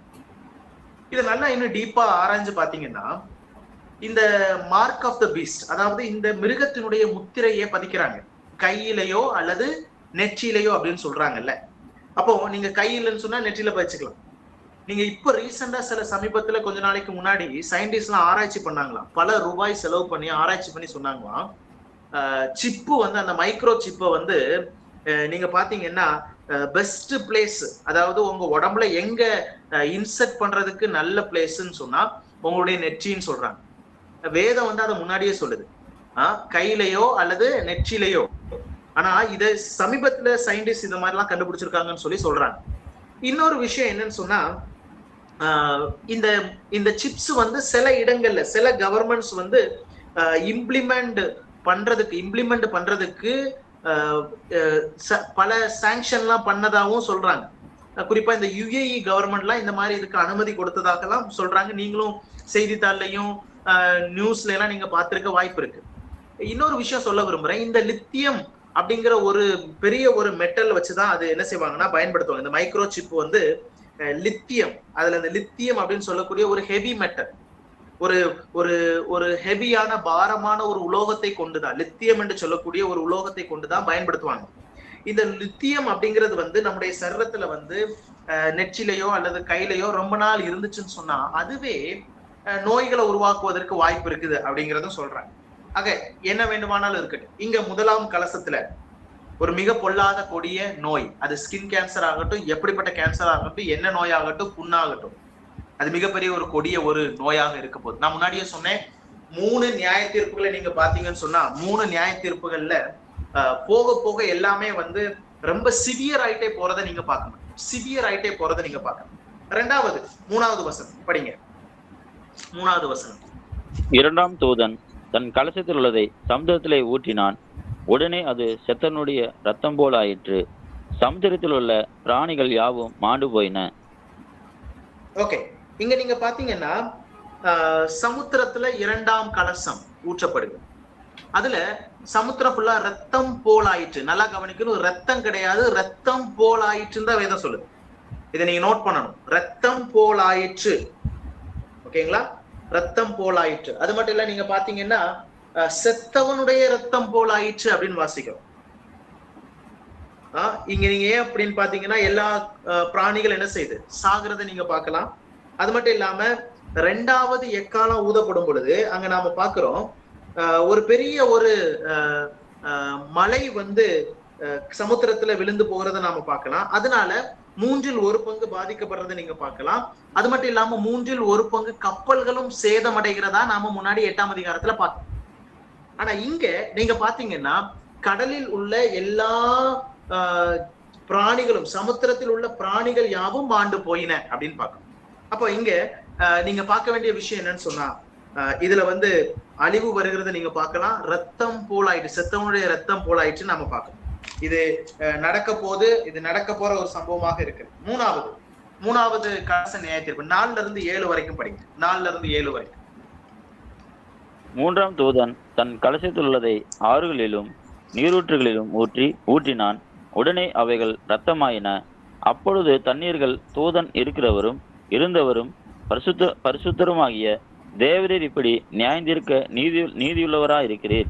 அவர்கள் பரிசுத்தவான்களுடைய இரத்தத்தையும் தீர்க்கதரிசிகளுடைய இரத்தத்தையும் சிந்தினபடினால் இரத்தத்தையே அவர்களுக்கு குடிக்க கொடுத்தீர். அதற்கு பாத்திரராய் இருக்கிறார்கள் என்று சொல்ல கேட்டேன். பலிபீடத்திலிருந்து வேறொருவன், ஆம், சர்வ வல்லமையுள்ள தேவனாய கர்த்தாவே, உம்முடைய நியாய தீர்ப்புகள் சத்தியமும் நீதியுமானவர்கள் என்று சொல்ல கேட்டேன். ஓகே, இங்க நீங்க பாத்தீங்கன்னா 3வது கலச நியாய தீர்ப்பு எதன் மேலன்னு சொன்னா நீரூற்றுகள் மேல பாக்குறோம். குடிக்கிற தண்ணி வந்து அஃபெக்ட் ஆகுது. தண்ணி எவ்வளவு முக்கியமான ஒன்று நமக்கு தெரியும், நான் முன்னாடியே சொல்லியிருந்தேன். இதனாலதான் இந்த ட்ரிபுலேஷன் டைம்ல தண்ணி எல்லாம் கிடைக்கிறது ரொம்ப கஷ்டமா இருக்குன்னு சொல்றாங்க. குடிக்கிற தண்ணி கிடைக்கிறது ரொம்ப கஷ்டம். இன்னைக்கும் ரொம்ப கஷ்டமா இருக்கு.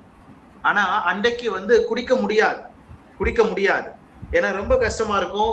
இங்க நீங்க பாத்தீங்கன்னா அது பெரிய அளவுல நீரூற்றுகள் பாதிக்கப்பட போகுது. உடனே அவைகள் ரத்தமாயினன்னு பாக்குறோம்.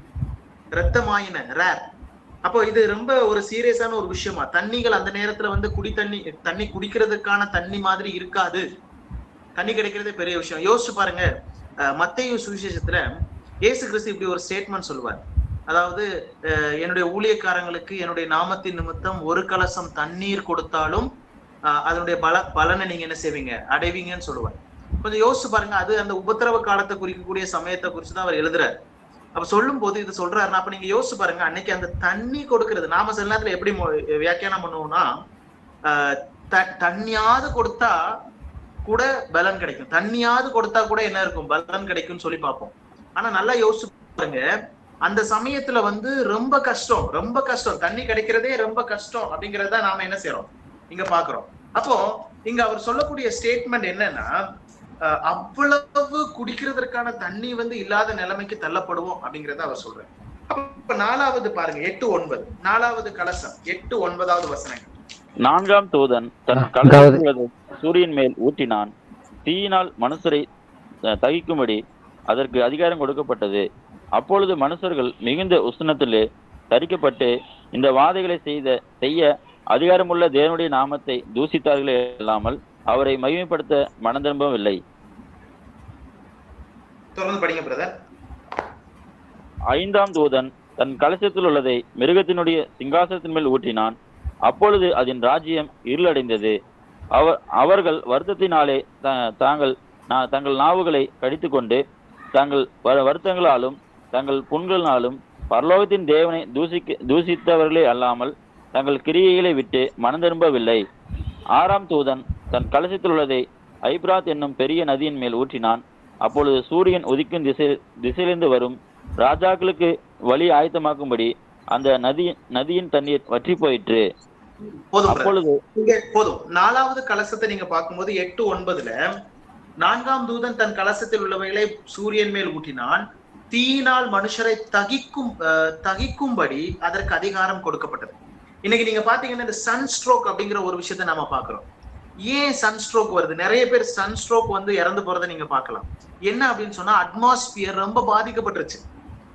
இன்னும் நிறைய விஷயங்கள் சயின்டிஸ்ட்லாம் இப்ப என்ன சொல்றாங்கன்னு சொன்னா, பொல்யூஷன், மாசு ஆன நம்முடைய இந்த உலகம் வந்து ரொம்ப மாசடைஞ்சிருச்சு. இது வந்து நிறைய பாதிப்பை ஏற்படுத்தி இருக்கு அப்படின்னு சொல்லிட்டு சொல்றாங்க. அதுவும் இல்லாம நீங்க பாத்தீங்கன்னா கார்பன் டை ஆக்சைடு வந்து இன்க்ரீஸ் ஆயிட்டே போகுது, ஆக்சிஜன் லெவல் கம்மியாகுது. அப்ப கார்பன் டை ஆக்சைடு இன்க்ரீஸ் ஆகும்போது நீங்க பாத்தீங்கன்னா அந்த நிறைய வந்து ஹீட் வந்து ஜாஸ்தி ஆகிறதுக்கான வாய்ப்பு ஏராளம். அதனால ஜனங்கள் ரொம்ப பாதிக்கப்படவும் வாய்ப்புகள் இருக்கு. இன்னைக்கும் அது நடந்துட்டு இருக்கு. ஆனா அன்னைக்கு நடக்க போறது அது ரொம்ப கொடுமையா இருக்க போகுது என்பதை இது நமக்கு விவரிக்கிறத நீங்க பார்க்கலாம். புரியுதுங்களா? சோ அப்போ இன்றைக்கும் இந்த சம்பவங்கள் ஓரளவுக்கு நாம பார்க்க முடியும். ஆனா அன்றைக்கு இருக்க போறது ரொம்ப கொடிய ஒரு நிலைமையில காணப்பட போகுதுன்னு நாம பார்க்க முடியும்.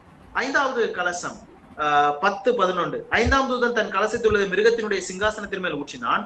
அப்பொழுது அதன் ராஜ்யம் இருளடைந்தது. அவர்கள் வருத்தத்தினாலே தங்கள் நாவுகளை கடித்து கொண்டு தங்கள் வருத்தங்களாலும் தங்கள் புண்களாலும் பரலோகத்தின் தேவனை தூஷித்தார்களே அல்லாமல் தங்கள் கிரியையை விட்டு மனம் திரும்பவில்லை அப்படின்னு நாம பார்க்கணும். சோ இங்க இந்த 5ஆம் நியாய தீர்ப்பு நல்லா ஞாபகப்படுத்திப்பாங்க. அங்க 5ஆம் எக்காலம் நாம பார்க்கும்போது அதுவும் யார் மேல வந்துச்சுன்னு சொன்னா, அங்க அந்தி கிறிஸ்து மேல வர்றதை நீங்க பார்க்கலாம். இங்கேயும் நீங்க பார்க்கலாம், அந்தி கிறிஸ்துடைய ராஜ்யத்தின் மேல வரக்கூடியதை நீங்க பார்க்கலாம். இது என்ன நடக்கும் அப்படின்னு சொல்லிட்டு நம்ம நேரடியா இங்க புரிந்து கொள்ள முடியாது. ஆனா ஒரு விஷயம் உண்மை, அன்றைக்கு ஆட்சி செய்யக்கூடிய அந்த அரசியல் சார்ந்த மற்றும் இந்த பண ரீதியான பொருளாதார ரீதியான எல்லா விஷயங்கள், அதாவது இந்த அந்தி கிறிஸ்துவை பொறுத்து இருக்கக்கூடிய அந்த ராஜ்யத்துல இருக்கக்கூடிய எல்லாமே என்ன செய்யுமா, ரொம்ப பாதிக்கப்படும், அஃபெக்ட் பண்ணப்படும் அப்படின்னு சொல்லப்படும். அப்போ அந்த சமயத்துல வந்து இங்க பாத்தீங்கன்னா ஜனங்கள் எப்படி ஃபீல் பண்ணுவாங்கன்னு சொன்னா, பற்களை வருத்தத்தினாலே தங்கள் நாவுகளை கடித்து கொண்டு தங்கள் வருத்தங்களாலும் தங்கள் புண்களாலும் பரலோகத்தின் தேவனை தூஷித்தார்களே அல்லாமல் தங்கள் கிரியைகளை விட்டு மனம் திரும்பவில்லை அப்படிங்கிறத நாம பார்க்கணும். அப்ப இதுதான் அன்றைக்கு இருக்க போற ஒரு விஷயமாக இருக்கிறது. அந்தி கிறிஸ்துவனுடைய ராஜ்யம் மிருகத்தினுடைய சிங்காசனத்தின் மேல் ஊற்றினான். அப்பொழுது அதன் ராஜ்யம் இருளடைந்தது. அப்ப அங்க ஏதோ ஒரு கன்ஃபியூஷன் வரப்போகுது அப்படிங்கிறதை நீங்க என்ன செய்ய முடியும், இங்க பார்க்க முடியும். அப்ப 12வது வசனத்துல 6வது கலசத்தை நீங்க பாத்தீங்கன்னா, இந்த ஐப்ராத் நதி வற்றி போகும், கிழக்குல இருந்து என்ன செய்வாங்க, வந்து போர் செய்வதற்கு எல்லாரும் வருவாங்க அப்படிங்கிறத நாம முன்னாடியே பார்த்தோம். அப்ப இது என்னன்னா அந்த அர்மகெதோன் யுத்தம். இங்கேயும் நாம அதைத்தான் பாக்குறோம். 7ஆம் எக்காலத்தை நாம படிக்கும் போதும் அர்மகெதோன் யுத்தம், நான் இந்த வசனத்தை முன்னாடியே நான் வந்து ஒப்புமைப்படுத்தி சொன்னேன். அப்போ அதுல வந்து இந்தியாவும் கலந்து கொள்வதற்கு வாய்ப்பு இருக்கு, கிழக்குல இருந்துன்னு சொல்லி பார்க்கும்போது சைனாவும் கலந்து கொள்வதற்கு வாய்ப்பு இருக்கு. அப்போ எல்லா ராஜ்யங்களும் கலந்து கொள்வதற்கான வாய்ப்பு இருக்கிறது அப்படிங்கிறத நாம பார்த்தோம். அப்போ இங்க நீங்க பாத்தீங்கன்னா 20 கோடி பேருக்கு மேல என்ன செய்வாங்க, ஆர்மி வீரர்கள் வந்து கலந்து கொள்வாங்க அப்படிங்கறது நம்ம ஒரு லக்கா நமக்கு அங்க கொடுக்கப்பட்டிருக்கிறத நீங்க பார்க்கலாம். அப்போ இங்க நீங்க இந்த வார் எப்படி நடக்க போகுது அப்படிங்கிறது நமக்கு தெரியும், முன்னாடியே நாம பார்த்தோம். அதனுடைய ஸ்ட்ரக்சர் தான் இங்க சொல்லப்பட்டிருக்கு. அந்த வார் எப்படி நடக்கும்? 13வது வசனத்தை படிங்க. 13வது அப்பொழுது வலுசர்பத்தின் வாயிலும் மிருகத்தின் வாயிலும் கள்ளத்திரிகதேசின் வாயிலும் இருந்து தவளைகளுக்கு ஒப்பான 3 அசுத்த ஆவிகள் புறப்பட்டு வர கண்டேன். அவைகள் அற்புதங்களை செய்கிற பிசாசுகளின் ஆவிகள். அவைகள் பூலோகம் எங்கும் உள்ள ராஜாக்களை சர்வ வல்லமையுள்ள தேவனுடைய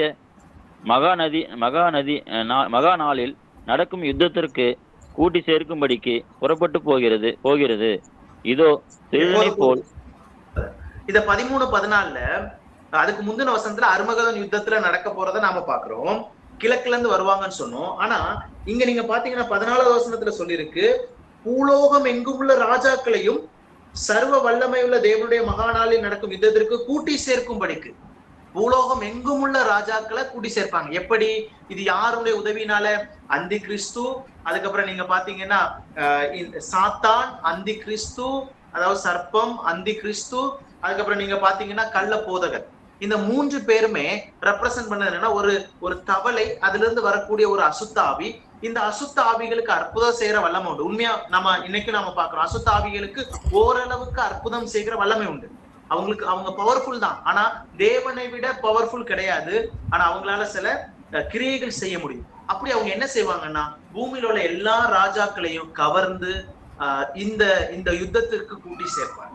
இந்த யுத்தத்திற்கு கூட்டி சேர்ப்பார்கள் அப்படின்னு நாம பாக்குறோம். இது எங்க நடக்கும்? மெகிதோ என்னும் சொல்லக்கூடக்கூடிய அந்த இடத்துல இந்த சம்பவம் நடக்கும். இத சொல்லிட்டு இருக்கும் போதே நீங்க அங்க பாத்தீங்கன்னா இயேசு கிறிஸ்துனுடைய வருகையை நாம இங்க பாக்குறோம். உடனே நீங்க நல்லா பாருங்க, இதை சொல்லிட்டு இருக்கும் போதே, இது அர்மகதோன் யுத்தம், நான் முன்னாடியே சொன்னேன், இது அர்மகதோன் யுத்தத்தை குறிக்குது. இதை சொல்லிட்டு இருக்கும் போதே உடனே 15வது வசனம் சொல்லுது, இதோ திருடனை போல் வருகிறேன். இதோ திருடனை போல் வருகிறேன், தன் மானம் காணப்படத்தக்கதாக நிர்வாணமாய் நடவாதபடிக்கு விழித்துக் கொண்டு தன் வஸ்திரங்களை காத்துக் கொள்கிறவன் பாக்கியவான். தன் வஸ்திரங்களை காத்துக் கொள்கிறவன் பாக்கியவான். அப்பொழுது எபிரேய பாஷையிலே அர்மகதோன் எனப்பட்ட இடத்திலே அவர்களை கூட்டி சேர்த்தான். யாரு சேர்த்தா? அங்க நாம பார்க்கும்போது அசுத்த ஆவிகள் அந்த 3 பேருடைய துணையோடு கூட, 3 பர்சனாலிட்டியுடைய துணையோடு கூட எல்லா ராஜாக்களும் சேர்ந்து வர்றதை பாக்குறோம். அதுக்கு இடையில கிறிஸ்துவனுடைய வருகையும் வரப்போறத நாம பாக்குறோம். அப்படின்னா அந்த அர்மகதனுக்கு கூட்டி சேர்ந்து எருசலேமை துன்பப்படுத்துவதற்கு, எருசலேமுக்கு நேராக எல்லாரும் சேர்ந்து சண்டை போடுவதற்கு தயாராகி அந்த முடிவு வரும் பொழுது அவர் மகிமையிலே சீயோன் மலையில வந்து நிற்க போறார். அதைத்தான் இங்க நாம கிளிம்ஸ் பாக்குறோம். அப்ப அந்த அர்மகதோன் யுத்தம், அந்த கடைசி யுத்தம், உலகத்துல நடக்க போற அந்த கடைசி யுத்தம் எங்க நடக்க போகுதுன்னா மெகிதோ என்கிற அந்த இடத்துல நம்ம நடக்க போகுது. வேதாகமத்துல மெகிதோ அப்படிங்கிற ஒரு இடம் நிறைய ஃபேமஸான இடம். நிறைய யுத்தங்கள் வேதாகமத்துல நடந்திருக்கு. அந்த இடத்தை நீங்க நல்லா படிச்சு பாத்தீங்கன்னா, அந்த இடம் வந்து நீங்க பாத்தீங்கன்னா சண்டைகள் போடுவதற்கு எல்லா தேசமும் சேர்ந்து சண்டை போடுறது அளவுக்கான பெரிய ஒரு பரப்பளவு அந்த ஏரியால இருக்குதான், அந்த பள்ளத்தாக்குல இருக்குது அப்படின்னு சொல்லிட்டு நிறைய பேர் சொல்றாங்க. அப்போ அந்த எண்ட் ஆஃப் த அர்மகதன் வார், அர்மகதன் யுத்தத்தினுடைய அந்த முடிவுல கிறிஸ்துவானவர் வந்து அந்த ஒலிவ மலையிலே அந்த மகிமையின் தன்னுடைய மகிமையுள்ளவராக அவர் என்ன செய்வார்னா வருகிறத நாம பார்க்கிறோம். அப்படியே 17வது வசனம் படிக்கலாம். 7வது கலசம்.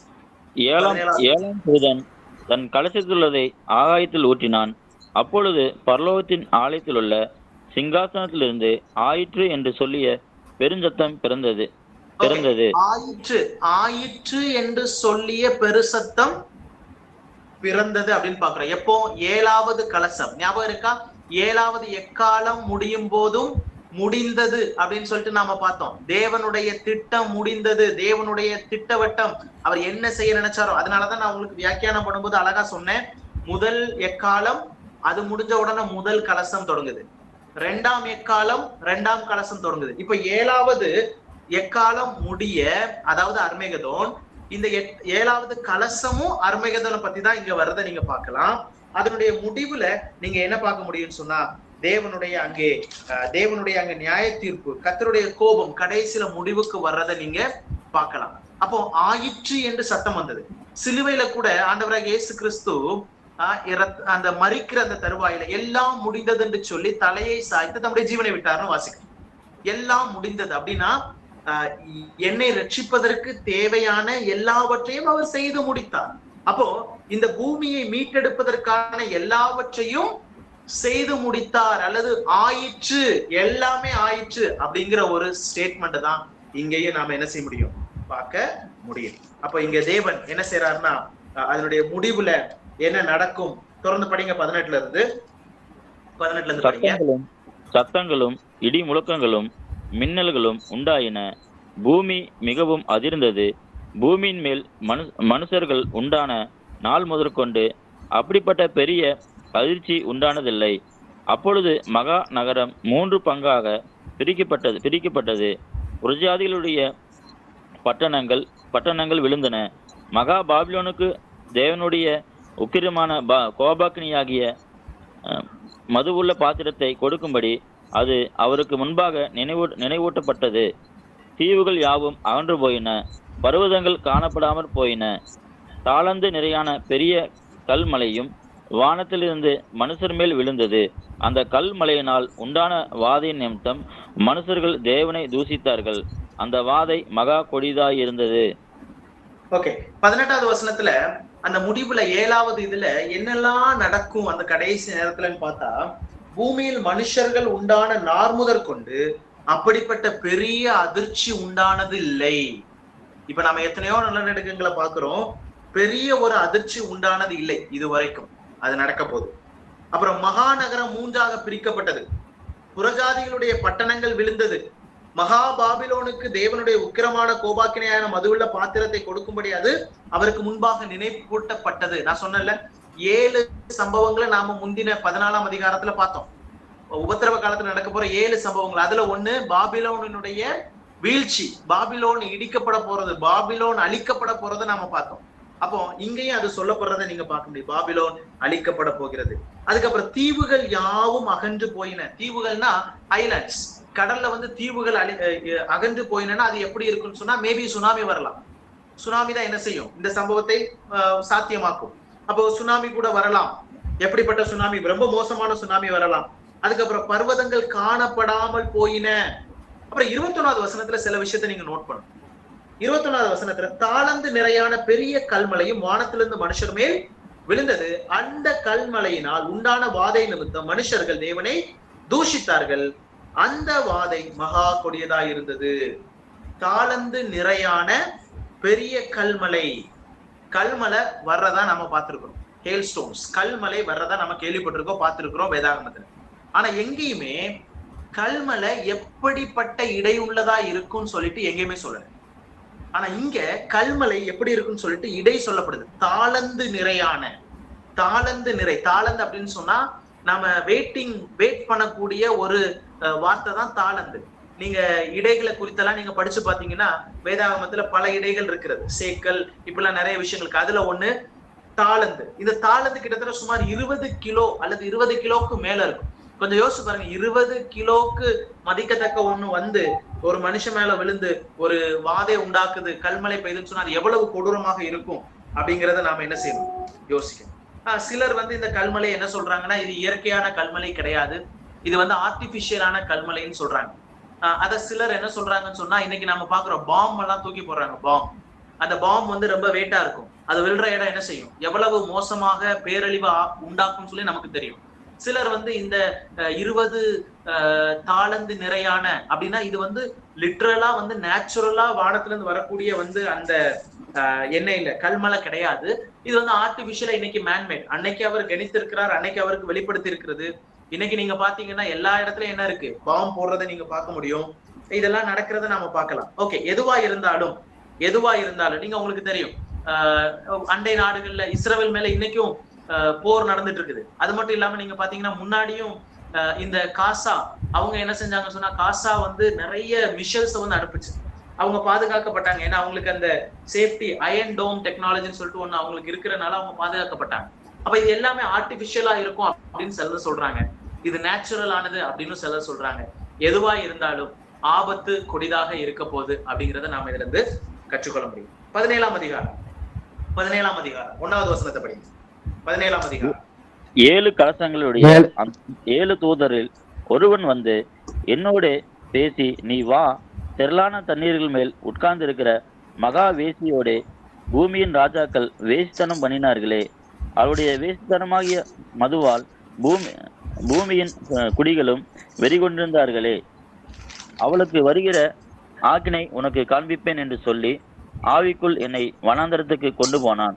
அப்பொழுது 7 தலைகளையும் 10 கொம்புகளையும் உடையதாயும் தூசரமான நாமங்களால் நிறைந்ததுமான சிவப்பு நிறமுள்ள மிருகத்து மேல் ஒரு ஸ்திரீ ஏறியிருக்க கண்டேன். அந்த ஸ்திரீ ரத்தம்பாரமும் சிவப்பான ஆடையும் தரித்து பொன்னினாலும் ரத்தினங்களினாலும் முத்துகளினாலும் சிங்காரிக்கப்பட்டு தன் வேஸ்தனமாகிய அருவறுப்புகளாலும் அசுத்தத்தினாலும் நிறைந்த பொற்பாத்திரத்தை தன் கையிலே பிடித்திருந்தாள். மேலும் ரகசியம் மகா பாபிலோன் வேசிகளுக்கும் பூமியில் உள்ள அருவறுப்புகளுக்கும் தாய் என்னும் நாமம் அவள் நெற்றிலே எழுதியிருந்தது. போதும். இந்த 17, 18ஆம் அதிகாரம் ரொம்ப முக்கியம். 17ஆம் அதிகாரமும் 18ஆம் அதிகாரமும் பாபிலோனுடைய வீழ்ச்சியை குறித்து பேசப்படுகிறது. பாபிலோன் நகரத்தினுடைய மகா பாபிலோன்னு நாம பார்த்தோம். அதே மாதிரி நீங்க பாத்தீங்கன்னா இந்த அதிகாரத்துல நாம பார்த்தோம். எந்த அதிகாரம் சொன்னா இப்ப கொஞ்சம் முன்னாடி நாம பார்த்த 14ஆம் அதிகாரத்துல அங்கே பாபிலோனுடைய வீழ்ச்சியை குறித்து நாம பார்த்தோம். இங்க தேவன் வந்து என்ன செய்யறாருன்னு சொன்னா, ஆவியானவர் ஒரு தரிசனத்தை கொடுக்கறத நீங்க பார்க்கலாம். கடைசி நாட்கள்ல அந்த அந்த அந்த கடைசி அருமகதான் யுத்தத்தின் போது, அந்த கடைசி சமயத்துல இந்த மகா பாபிலோன் இடிந்து விழப்போகிறதையும் அது உடைந்து சின்ன பின்னமாக போகிற காரியங்களை குறித்து இந்த 2 அதிகாரத்துல நீங்க என்ன செய்யலாம், பார்க்க முடியும். அதுல முதல் வசனத்துல பாத்தீங்கன்னா பாபிலோன்ல வரப்போகிற அந்த நியாய தீர்ப்பை குறித்து அவர் சொல்றாரு. அதுல வந்து 17ஆம் அதிகாரம் 1வது வசனம், திரளான தண்ணீர்கள் மேல் உட்கார்ந்து இருக்கிற மகாவேசியோடே பூமியின் ராஜாக்கள் வேசித்தனம் பண்ணினார்களே, அவர்களுடைய வேசித்தனமாகிய மதுவால் பூமியின் குடிகளும் வெறி கொண்டிருந்தார்களே அப்படின்னு வாசிக்கிறேன். அப்ப இங்க நீங்க சொல்லப்படுற இந்த வேசி, அதுக்கப்புறம் நீங்க பாத்தீங்கன்னா இந்த மிருகம் அப்படின்னு நாம பாக்குறோம். மிருகம் 7 தலைகளையும், 3வது வசனம், 7 தலைகளையும் 10 கொம்புகளையும் உடையது தூஷணமான நாமங்களால் நிறைந்ததுமான சிவப்பு நிறம் உள்ள மிருகத்தின் மேல் ஒரு ஸ்திரீ ஏறி இருக்க கண்டேன். அப்போ இந்த ஸ்திரீ அப்படிங்கிறது வந்து நீங்க புரிந்து கொள்ளணும், ஸ்திரீயும் மிருகத்தையும் நாம பாக்குறோம். இப்ப இதுல யாரு பவர்ஃபுல், ஸ்திரீயா மிருகமா அப்படின்னு கேட்டா, நீங்க இங்க பார்க்கும் பொழுது இங்க வந்து பீஸ்ட், இந்த மிருகம் வந்து எதை வந்து அடையாளப்படுத்துதுன்னு சொன்னா, பொலிட்டிக்கல் சிஸ்டம், அதாவது இந்த அரசியல் சார்ந்த வந்து சமயத்தை வந்து இது என்ன செய்யுதுன்னா சுட்டி காண்பி. கடைசி நாட்கள்ல வந்து அரசியல் சார்ந்த காரியங்கள் இருக்கும், அரசியல் செயல்பாடுகள் இருக்கும். அதே சமயத்துல இந்த ஸ்திரீயானவள் எதை ரெப்ரசன்ட் பண்றாங்க, சுட்டி காண்பிக்கிறாங்கன்னு சொன்னா, மதம் சார்ந்த சிஸ்டத்தை வந்து சுட்டி காண்பிக்கிறாங்க. அப்ப இந்த 2 விஷயத்த நீங்க ஞாபகத்துல வச்சுக்கணும். அப்போ இன்னைக்கும் நீங்க பாத்தீங்கன்னா சில இடங்கள்ல, சில தேசங்கள்ல, குறிப்பா நம்ம தேசத்தை எடுத்துக்கோங்களேன், மதம் வந்து ஆளுகை செய்யறதை நீங்க பார்க்கலாம். மதத்தின் அடிப்படையில் உங்களுக்கு தெரியும், மதத்தை ஒரு மையமா வச்சு மதத்தை ஒரு முன்னுரிமை கொடுத்து ஆட்சி செய்யறதை நீங்க பார்க்கலாம். அப்ப இதேதான் இங்கேயும் சேம் பிரின்சிபிள் தான். அந்த வேசி வந்து எதை குறிக்குதுன்னு சொன்னா, இந்த ரிலிஜியஸ் இதை குறிக்குது. ரிலிஜியஸ்னா மதம் சார்ந்த ஒரு சிஸ்டத்தை குறிக்குது. அந்த நம்ம பார்த்த இந்த மிருகம் எதை குறிக்குதுன்னு சொன்னா, பொலிட்டிக்கல் சார்ந்த ஒரு இது.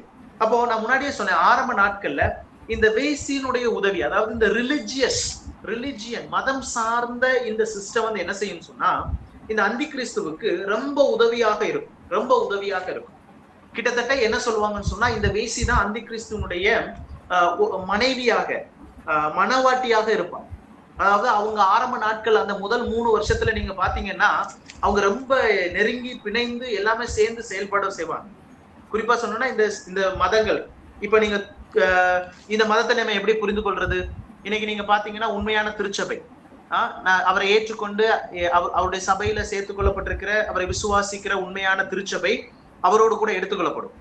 அப்ப இந்த பூமியில மீதி இருக்கிறவங்க எல்லாம் கொஞ்சம் யோசிச்சு பாத்தீங்கன்னா, போலியானவர்கள், மாய்மாலமானவர்கள், உண்மையாய் தேவனை அறிந்து கொள்ளாதவர்கள். அப்ப அங்கேயும் ஒரு ரிலிஜியஸ் கூட்டம் இருக்கும். ஒருவேளை இங்க கூட என்ன செய்யலாம், ஆராதனை நடக்கலாம், பரலோகத்துக்கு எல்லாரும் போயிருவோம், உண்மையாய் விசுவாசித்தவர்கள் போயிருவாங்க. ஒரு கூட்டம் இங்கேயும் இருக்கும். இதுல மெயினா நீங்க பாத்தீங்கன்னா கத்தோலிசம், இந்த கத்தோலிக்கர்கள் நீங்க பாத்தீங்கன்னா அவங்களும் சில அமைப்புகள் வச்சிருக்காங்க. இந்த ரிலிஜியஸ் யூனியன் ஆர்கனைசேஷன் அப்படின்னு சொல்லிட்டு ஒரு இது ரீசெண்டா ஃபார்ம் பண்ணாங்க, ரிலிஜியஸ் யூனியன் ஆர்கனைசேஷன். இதுல நீங்க பாத்தீங்கன்னா இந்த அமிர்தா அம்மையார் இவங்களும் அதுல உண்டு. அப்புறம் நீங்க பாத்தீங்கன்னா நம்ம போப் இருக்கிறார்ல, அவரும் இருக்கிற மாதிரி முன்னாடி இப்படி ஒரு அமைப்பு வச்சிருக்கிறாங்க. என்னன்னா ஒரு கொடைக்கு கீழே எல்லா மதமும் சேர்ற மாதிரி. அப்ப இந்த மத அமைப்பை தான் இந்த வேசி பிரதிபலிக்கிறாங்க. அதே மாதிரி இந்த மிருகம் எதை குறிக்குதுன்னா அரசியல் அமைப்பை குறிக்குது. அப்போ இந்த மிருகத்துக்கு உறுதுணையாக ஆரம்ப நாட்கள்ல, அதாவது இந்த முதல் 3 வருஷம் அந்த சமய கட்டத்துல இந்த அரசியல்வாதி, அதாவது இந்த இந்த இந்த மிருகத்துக்கு ஆட்சி செய்வதற்கு உதவிகரமா துணையாக இருக்க போறது யாருன்னு சொன்னா இந்த அரசியல், இந்த மதம் தான். இந்த மதம் தான் இன்னைக்கும் மதத்தை முன்னோடியா வச்சு மதத்தை வைத்து அரசியல் செய்கிற தேசங்களை நாம பாக்குறோம். அதுல ஒரு தேசம் நாமளும் இருக்கிறோம். மதத்தை முன்னுரிமைப்படுத்துறாங்க, நாங்க இந்த இதுதான் எங்க இது அப்படின்னு சொல்ற மாதிரி. அப்ப அந்த நாட்கள்ல இருக்கும். அப்போ காலப்போக்குல நீங்க பாத்தீங்கன்னா 10 தேசங்கள் சொன்னா நீங்க பாத்தீங்கன்னா வேதாகமத்துல 15வது வசனம் படிப்பீங்க. பின்னும் அவன் என்னை நோக்கி, அந்த வேசி உட்கார்ந்திருக்கிற தண்ணீரை கண்டாயே, அவைகள் ஜனங்களும் கூட்டங்களும் ஜாதிகளும் பாசைக்காரருமாம். நீ மிருகத்தின் மேல் கண்ட 10 கொம்புகளானவர்கள் அந்த வேசியை பகைத்து அவளை பாலும் நிர்வாணமாக்கி. இப்போ அந்த வேசியை பகைப்பார்கள். இப்போ உங்களுக்கு கேள்வி வரும், வேசின்னு எதுக்கு சொல்லியிருக்கு? என்ன வேசினா என்ன? உங்களுக்கு வேசி அதனுடைய பொருள் உங்களுக்கு லிட்டரலா தெரியும். எப்படின்னா ஒரு ஸ்திரீ தன்னுடைய கணவனை விட்டுட்டு வேற ஒருத்தங்க பின்னாடி போறத வேசின்னு சொல்லலாம். அதே மாதிரி ஆவிக்குரிய கண்ணோட்டத்துல யோசிச்சு பாத்தீங்கன்னா, ஆவிக்குரிய கண்ணோட்டத்துல அர்த்தம் என்னன்னா, ஒரு மனுஷன் உண்மையான தேவனை ஆராதிக்காம மற்றவங்க பின்னாடி போறது வேசி. அப்போ இங்க உண்மையாய் தேவனை ஆராதிக்காமல் இருக்கிற எல்லாருமே, உண்மையாய் கிறிஸ்துவை ஏற்றுக்கொண்டு விசுவாசித்து அவரை பின்பற்றாதவர்கள் எல்லாருமே சேர்ந்து இருக்கக்கூடிய கூட்டத்தை தான் ரிலிஜியஸ் அமைப்பா நாம சொல்லலாம், மதம் சார்ந்த ஒரு அமைப்புன்னு சொல்லலாம். அப்ப இந்த மதம் சார்ந்த அமைப்புகளுக்கு தாயா இருப்பவள் இந்த வேசி. அதுதான் இங்க சொல்லுது, வேசி. அதுதான் நீங்க பார்க்க முடியும். என்னன்னா 5வது வசனம், ரகசிய மகா பாபிலோன் வேசிகளுக்கும் பூமியில் உள்ள அருவருப்புகளுக்கும் தாய். வேசிகளுக்கும் பூமியின் அருவருப்புகளுக்கும் அவள் தாய் அப்படின்னு சொல்லப்பட்டு. அப்போ இங்க நீங்க பாத்தீங்கன்னா எல்லாமே நல்லாதான் போகும். ஆனா என்ன நடக்கும்னு சொன்னா 16வது வசனத்துல பார்த்தோம், நல்லா போயிட்டு இருந்த இவங்களுக்குள்ள எடப்பட்ட நாட்கள்ல இந்த வேசியை என்ன செய்வாங்கன்னா, அதாவது மதம் சார்ந்த இந்த அமைப்பை 10 ராஜ்யங்கள் சேர்ந்த இந்த அரசியல் சார்ந்த அமைப்பு என்ன செய்யும் சொன்னா கொடுமைப்படுத்தும். அல்லது இன்னொரு விதமா சொல்லணும்னு சொன்னா, மிருகங்களின் மேல் கண்ட 10 கொம்புகளானவர்கள் அந்த வேசியை பகைத்து அவளை பாலும் நிர்வாணமும் ஆக்கி அவளுடைய மாம்சத்தை பட்சித்து அவளை நெருப்பினால் சுட்டெரித்து போடுவார்கள். இப்ப நான் முன்னாடியே சொன்னேன், இது பாபிலோனை குறிச்சு சொல்லுது அப்படின்னு சொன்னேன். நம்ம வேதாகமத்துல பாபிலோனை குறிச்சு படிக்கிறோம். வேதாகமத்துல பாபிலோனை குறிச்சு நீங்க பாத்தீங்கன்னு சொன்னா, முதல்ல இந்த ஆதியாகமம் 11ஆம் அதிகாரத்துல நாம சினையார் தேசம் அப்படின்னு சொல்லிட்டு நாம பார்க்க முடியும். அதுதான் பாபிலோன். 11ஆம் அதிகாரம் 1வது வசனம். அங்க நீங்க பாத்தீங்கன்னா ஒரே ஒரு மொழிதான் இருந்துச்சு. அவங்க எல்லாருமே செங்கல் கட்டுவதுல மும்முரமா இருந்தாங்க. அது மட்டும் இல்லாம அவங்க எல்லாரும் என்ன செய்தாங்கன்னு சொன்னா, ஒரு கோபுரம் கட்டணும்னு முயற்சி செஞ்சாங்க. உங்களுக்கு ஞாபகம் இருக்கும், அந்த கோபுரம் பரலோக வரைக்கும் போகணும்னு சொல்லி ஆசைப்பட்டாங்க. புரியுதுங்களா? பரலோக வரைக்கும் போகணும்னு சொல்லி ஆசைப்பட்டாங்க நாம பாக்குறோம். அப்போ பரலோக வரைக்கும் போகணும்னு சொன்னா அதற்கு காரணம் என்ன? நான் முன்னாடியே சொல்லியிருந்தேன், பரலோக வரைக்கும் போகணும்னா அவங்க என்ன செய்வாங்கன்னா, பாபிலோனியர்கள் சந்திரனையும் சூரியனையும் நிலவையும் வணங்கக்கூடியவர்களா இருந்தாங்க. இந்த நிலாவை பார்த்து அஸ்ட்ராலஜி இதெல்லாம் பண்ணக்கூடிய ஒரு நபர்கள் தான் இவங்க, அப்சர்வேஷன் பண்ணக்கூடியவங்க தான் இவங்க. அப்போ இந்த பாபிலோனை நீங்க எடுத்துக்கிட்டீங்கன்னு சொன்னா, இந்த பாபிலோன் நிறைய தவறான விஷயங்களை தொடங்குவதற்கு இவங்க காரணமா இருந்தாங்க. குறிப்பா நீங்க பாத்தீங்கன்னா இவங்களை குறிச்சு நீங்க பாத்தீங்கன்னா ஒண்ணு ரிலிஜியஸ் சம்பந்தப்பட்டு இவங்களை சொல்ல முடியும், மதம் சம்பந்தப்பட்டு சொல்ல முடியும். அது மட்டும் இல்லாம நீங்க பாத்தீங்கன்னா ரெண்டாவது இவங்களை நீங்க என்ன சொல்லலாம்னு சொன்னா வர்த்தகம் சார்ந்து இவங்களை சொல்ல முடியும். அப்ப இந்த 17ஆம் அதிகாரத்துல மதம் சார்ந்து நீங்க யோசிக்கும் போது உங்க எல்லாருக்கும் தெரியும், இஸ்ரவேலர்கள் வந்து அந்நிய தேவர்களை பின்பற்றினார்கள். ஆண்டவர் அவர்களை தண்டித்தார். ஆண்டவர் அவர்களை தண்டித்த போது கடைசி அவங்களை என்ன செய்தார்னா 70 ஆண்டுகள் பாபிலோன் தேசத்துல அடிமைகளா கொண்டு போனார். ஏன் நீங்க நல்லா கவனிச்சு பாத்தீங்கன்னா அவங்க செஞ்ச தப்பே அந்நிய தேவர்களை பின்பற்றினதுதான். ஆனா ஆண்டவர் அவங்களை தண்டிக்கணும்னு சொல்லிட்டு கொண்டு போய் விட்ட இடம் எந்த இடம்னு சொன்னா அநேக விக்கிரகங்கள் நிறைந்த கோட்டையில கொண்டு போய் தான் விட்டார். இதனால என்ன நடந்துச்சு? அதனாலதான் சொல்றேன், பாபிலோனை வந்து மதம் சார்ந்த விஷயத்துல நாம கம்பேர் பண்ண முடியும். ஏன்னு சொன்னா அங்க வந்து இந்த விக்கிரக ஆராதனை அதிகமா இருந்த ஒரு கோட்டை. அப்போ இங்க ஆண்டவர் கொண்டு அவங்களை விடுறாரு. திருப்பி கூட்டு வந்ததுக்கு அப்புறம் ஒரு நல்ல விஷயம் நடந்துச்சு. என்னன்னா அங்க இருந்து திரும்பி வரும்போது அவங்க எந்த விக்கிரத்தையும் அதுக்கப்புறம் பின்னாடி போகவே இல்லை. நீ நல்லா பாத்தீங்கன்னு சொன்னா இதைத்தான் சாத்தானுடைய கையில் ஒப்பு கொடுக்கறதற்கு ஒப்புமைப்படுத்த முடியும். சிலர்லாம் பாவம் தொடர்ச்சியா செஞ்சுட்டு இருந்தாங்கன்னா ஆண்டவர் எப்படி டெக்னிக் கையாளுவார்னா கொண்டு போய் அவனை வந்து அந்த தப்பிலேயே செய்ய விட்டுருவார். அதுல வெல்லும் கொள்ளும். என்னன்னு சொன்னா சிலர் வந்து அதையே செஞ்சுட்டு இருக்கும்போது உணர்வடைந்து மனமாற அது ஏதுவாக இருக்கும்.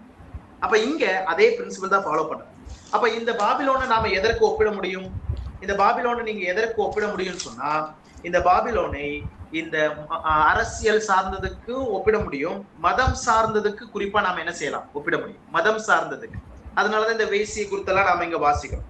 அப்ப இந்த ஸ்திரீயினுடைய வேசியினுடைய உதவியோடு கூட, அதாவது இந்த ரிலிஜியன் பல மதங்கள் சேர்ந்த கூட்டமைப்பு, ஒரு குடைக்கு கீழே வரக்கூடிய பல கூட்டமைப்பு அந்த நாட்கள்ல இருக்கும். அப்போ நான் முன்னாடியே சொன்னேன், கிறிஸ்து வந்துருவாரு, உண்மையா அவரை ஏற்றுக்கொண்டவர்கள் என்ன செஞ்சிருவாங்க, அவரோடு கூட பரலோகத்திற்கு போயிருவாங்க. இங்க பல கேள்விகள் இருக்கும். மாய்மாலம்காரர்கள், தேவனை நான் அறிந்திருக்கிறேன்னு சொல்லியும் ரட்சிக்கப்படாத அனுபவத்தோடு இருக்கிறவங்க எல்லாருமே இங்கதான் இருப்பாங்க. ஒருவேளை இங்க ஆராதனை கூட நடக்கும். கொஞ்சம் யோசிச்சு பாருங்க, நம்ம எல்லாருமே போயிருவோம். ரட்சிக்கப்பட்டு உண்மையா அவரை ஏற்றுக்கொண்டவர்கள் மணவாட்டி ஆகிய நாம வந்து மணவாளன் வரும் பொழுது ரகசிய வருகையில அவரோடத்துல நாம போயிருவோம். அப்ப இங்க பூமியில இருக்கக்கூடிய மற்றவர்கள் நாமினல் கிறிஸ்டியன்ஸ், பேர் கிறிஸ்தவர்கள், மற்ற மதங்களும். அதனால இன்னைக்கே நாம பாக்குறோம் ரிலிஜியஸ் யூனியன் ஆர்கனைசேஷன் கொஞ்ச நாளைக்கு முன்னாடியே தொடங்கிட்டாங்க. அப்ப அன்றைக்கு அந்த டைம்ல அந்தி கிறிஸ்து வரும்போது இந்த மதங்களை எல்லாம் தனக்கு உதவியா வச்சு அவன் தன்னுடைய ஆட்சியை அமைப்பான். ஆனா காலப்போக்குல மிட்டுல இவர்கள் என்ன செய்வான், இது பண்ணுவான். உங்களுக்கு ஞாபகம் இருக்கு, நாம இப்பதான் படிச்சோம் கலசம். இந்த கலச நியாய தீர்ப்பு வரும்போது இந்த அந்தி கிறிஸ்துனுடைய ராஜ்யங்கள் அந்தகாரப்பட்டது அப்படின்னு சொல்லிட்டு நாம பார்த்தோம் கொஞ்ச நேரத்துக்கு முன்னாடி. 10வது வசனம், 16வது வசனம், 10வது வசனம். 5ஆம் தூதன் தன் கலசத்தில் உள்ளதை மிருகத்தினுடைய சிங்காசனத்தின் ஊற்றினான், அப்பொழுது அதன் ராஜ்யம் இருளடைந்தது. அந்த ராஜ்யம் இருளடைந்தது. அப்போ இதை இந்த டைம் பீரியடுக்கு தான் ஒப்பிடப்பட முடியும். ஏன்னா இந்த மதம் சார்ந்த இணைந்து செயல்பட்ட இந்த கூட்டம் இப்ப என்ன ஆயிடுச்சுன்னு சொன்னா ஒரு குழப்பத்திற்குள்ளாக கடந்து செல்றதை நீங்க பாக்கணும். அப்போ அரசியல் செய்யறவங்க சரியா செய்ய முடியாத ஒரு நிலைமை வரும்போது இந்த சமயத்துலதான் அவன் என்ன செய்வான்னு சொன்னா இந்த மதம் சார்ந்த எல்லாரையுமே சித்திரவதை செய்து அவர்களை கொலை செய்து கடைசியில வந்து மதம் என்று ஒன்று இல்லை என்கிற நிலைமைக்கு தள்ளப்படுவான். தேவனை, அதாவது கடவுளை வணங்கக்கூடாது, கடவுள் என்று ஒன்று கிடையவே கிடையாது, கடைசியில நான் தான் கடவுள் என்று ஒரு நிலைமைக்கு அவன் என்ன செய்வான், தன்னை உயர்த்துவான். தன்னை ஆலயத்தில் வைத்துக் கொண்டு, இயேசு கிறிஸ்துவை அதை என்ன செய்யறாரு முன்னாடியே சொல்றாரு, தன்னை என்ன செய்வானா ஆலயத்தில் அவன் நிறுத்தி கொள்வான். தன்னை அதாவது பார்க்கடிப்பு அப்படின்னு சொல்லிட்டு நாம பாக்குறோம். அபாமினேஷன் ஆஃப் டிசோலேஷன் அப்படின்னு சொல்லுவாங்க. பாலாக்கும் பால் கடிப்பு அந்த சம்பவத்தை நம்ம பார்க்க முடியும். இயேசு கிறிஸ்துவ அன்னைக்கு அதை இது பண்றதை நீங்க பார்க்கலாம். அப்ப இந்த நேரத்துல அவன் தன்னை வந்து கடவுளாக மாற்றிக்கொள்ளக்கூடிய நிலைமை இந்த 3 வருஷம் நான் முன்னாடியே சொன்னேன். 3 வருஷத்துல ரொம்ப வந்து யாரையும் அதாவது மதம் சார்ந்த விஷயத்த டச் பண்ண மாட்டான்னு சொல்லிட்டு தானியேல் படிக்கும் போதே நாம படிச்சோம். அப்ப இங்க இருள் அடைகிற அந்த சூழல்னா அவனுடைய அந்த பொலிட்டிக்கல் விஷயங்கள் எல்லாமே பாதிக்கப்படும் போது இன்னைக்கும் நீங்க பாத்தீங்கன்னா இன்னைக்கு நாம பார்க்கக்கூடிய மதம் சார்ந்த இடங்கள்ல பணம் நிறைய கொட்டுறதை நீங்க பார்க்கலாம். உதாரணத்துக்கு திருப்பதி கோயில் எடுத்துக்கோங்க, உதாரணத்துக்கு கத்தோலிக்கர்கள் எடுத்துக்கோங்க, அவங்க கிட்டதான் அதிகமான பணங்கள் இருக்கிறத நீங்க பார்க்க முடியும். சபரிமலை எடுத்துக்கோங்க, மதம் சார்ந்த இடங்கள்ல அதிக பணம் கொட்டுகிறத நீங்க பார்க்க முடியும். அப்ப இவர்களை சார்ந்து அவன் இருப்பான்.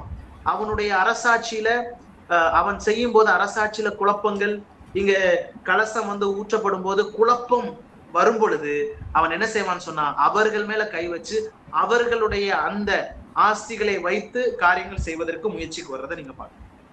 அப்ப இங்க நாம படிக்கிற விஷயம் என்னன்னு சொன்னா 17ஆம் அதிகாரத்துல பாபிலோனை 2 விதத்துக்கு ஒப்பிட முடியும். ஒன்று மதம் சார்ந்த பாபிலோனுக்கு ஒப்பிட முடியும். 2 கமர்ஷியல் வர்த்தகம் சார்ந்த பாபிலோனுக்கும் ஒப்பிட முடியும். ஆக இங்க 17வது வசனத்துல நாம பார்த்த விஷயம் என்னன்னு சொன்னா இந்த வேசி எதை குறிக்கிறாங்கன்னு சொன்னா தேவனை பின்பற்றாமல் மெய்யான தேவனை வணங்காமல் வேற தேவர்களை விக்கிரகங்களையும் அல்லது வேத மதத்தை சார்ந்தவர்கள் எல்லாரும் சேர்ந்த ஒரு கூட்டமைப்பினுடைய தாய் தான் அவள். அது வந்து எதை குறிக்குதுன்னு சொன்னா மதம் சார்ந்த ஒரு அமைப்பை குறிக்கிறது. மதம் சார்ந்த அமைப்பை குறிக்கிறது. மதம் சார்ந்த அமைப்பினுடைய உதவியோடு கூட அந்தி கிறிஸ்து தன்னுடைய ஆட்சியை அமைப்பான். காலப்போக்கிலே 10 ராஜ்யங்கள் அவளை வெறுக்கும். அதற்கு காரணம் என்னவா இருக்கும்? கலசம் 5ஆம் தூதன் கலசத்தில் உள்ளதை மிருகத்தினுடைய சிங்காசனத்தின் மேல் ஊற்றினான். அப்பொழுது அதன் ராஜ்யம் இருளடைந்தது. அப்ப அவனுடைய ஆட்சியில குறைவு வரும் பொழுது அதை சரி செய்வதற்கு அவன் என்ன செய்வான்னு சொன்னா மதம் சார்ந்த அமைப்புகளை தொடுவான். மதம் சார்ந்த விஷயங்கள் மேல கை வைக்கும் போது எல்லாத்தையும் கொலை செய்வான். அவங்களை எல்லாம் கொடுமைப்படுத்துவான். கடைசியில என்ன நடக்கும் அப்படின்னு சொன்னா இந்த மதம் சார்ந்த அமைப்பு கொலை செய்யப்பட்ட பிற்பாடு யாருமே இங்க கடவுளை வணங்கக்கூடாது.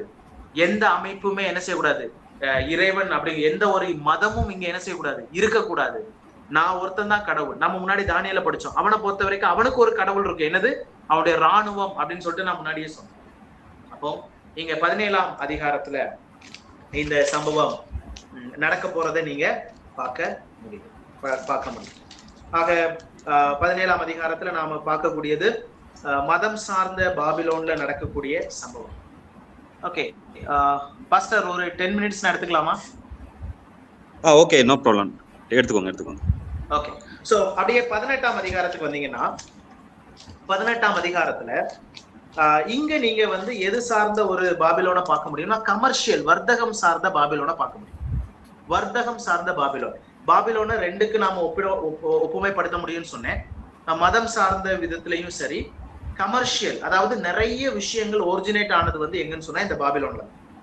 குறிப்பா இந்த கமர்ஷியல் பாபிலோன் அதாவது மகா நகரமான பாபிலோன் விழும்.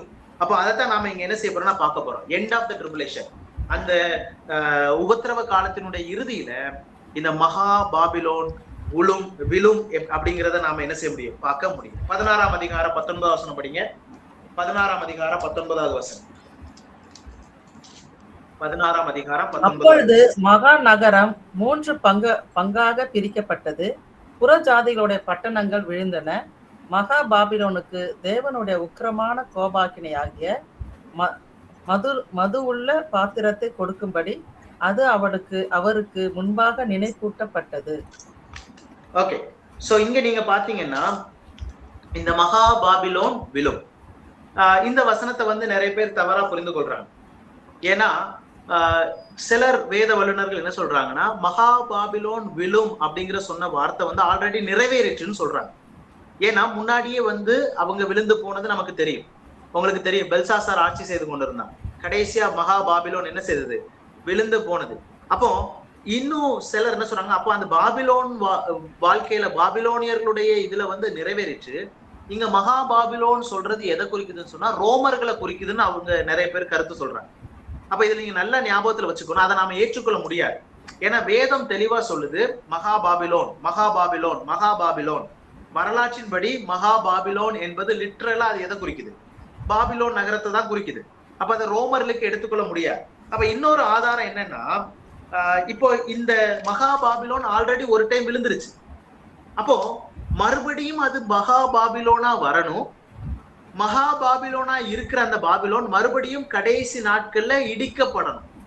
இப்போ மகா பாபிலோன் சொல்றது முன்னாடியே முடிஞ்சிருச்சுன்னு சொல்றவங்க பெல்சாசாருடைய காலத்துல முடிஞ்சதை அவங்க சொல்றாங்க. அதுக்கப்புறம் கட்டவே இல்லையா, கட்டி எழுப்பப்படவே இல்லையான்னு கேட்டா அப்படிலாம் இல்ல, கட்டி எழுப்பப்பட்டுச்சு. இன்னைக்கு நீங்க பாத்தீங்கன்னா பாபிலோன் அப்படின்னு நாம இன்னைக்கு சொல்லக்கூடிய பாபிலோன், இன்னைக்கு பாபிலோன் சொல்றது எதுன்னு சொன்னா ஈராக். இன்னைக்கு இருக்கக்கூடிய ஈராக் தேசம் தான் பாபிலோன். அப்போ அன்னைக்கு நெபுகாத்நேச்சருடைய காலகட்டத்துல இருந்த மாதிரி அவங்க மறுபடியும் உயரத்திற்கும் உன்னதத்திற்கும் போகல. நீங்க நல்லா யோசிச்சு பாத்தீங்கன்னா, பொன்னான தலை நீரேன்னு சொல்லிட்டு தானியேல் நெபுகாத்நேச்சரை பார்த்து சொல்றாரு. அந்த அளவுக்கு அது கட்டி எழுப்பப்படலானாலும் இந்த பாபிலோன் நகரம் வந்து இப்ப கட்டப்பட்டு தான் இருக்குது. பாபிலோன் நகரம் ஈராக்ல இருக்குது. அது ஈராக், இன்னைக்கு இருக்கக்கூடிய ஈராக் தான் பாபிலோன் நகரமாக இருக்கிறது. அப்ப நிறைய பேர் அது நிறைவேறிட்டுன்னு சொல்றதை நாம என்ன செய்ய முடியாது, ஏற்றுக்கொள்ள முடியாது. ரோமாபுரி அப்படின்னு சொல்றதையும் நாம ஏற்றுக்கொள்ள முடியாது. அதற்கு அவங்க காரணங்கள் நிறைய சொல்றாங்க. அப்போ இது இன்னும் கட்டியெழுப்பப்பட போகிறது அப்படிங்கிறதுக்கு ஆதாரம் எங்க இருக்குன்னு சொன்னா, சகரியாவின் தீர்க்கதரிசன புத்தகத்துல இருக்கு. சகரியாவின் தீர்க்கதரிசன புத்தகம் 5ஆம் அதிகாரம் 5 முதல் 7 வரை உள்ள வசனங்கள் நீங்க படிச்சு பாருங்க. அங்க கடைசி வசனம், யாராவது 5ஆம் அதிகாரம் 11வது வசனத்தை படிங்களேன். 5ஆம் அதிகாரம் 11வது வசனம், சகரியா 5ஆம் அதிகாரம் 11வது வசனம்.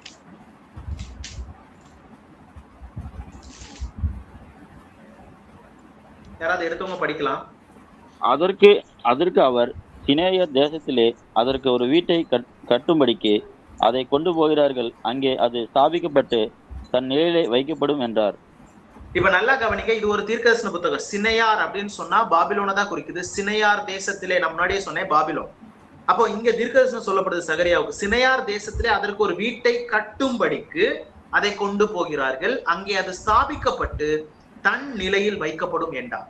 இப்ப நல்லா ஞாபகப்படுத்திக்கோங்க, இந்த தீர்க்க தரிசனத்தை சகரியா சொல்லும் போது பாபிலோன் மாநகரம் ஆல்ரெடி விழுந்துட்டு, அப்ப ஆல்ரெடி விழுந்ததை குறிச்சு மறுபடியும் விழப்போதுன்னு சொல்ல வேண்டிய அவசியம் சகரியாவுக்கு கிடையாது.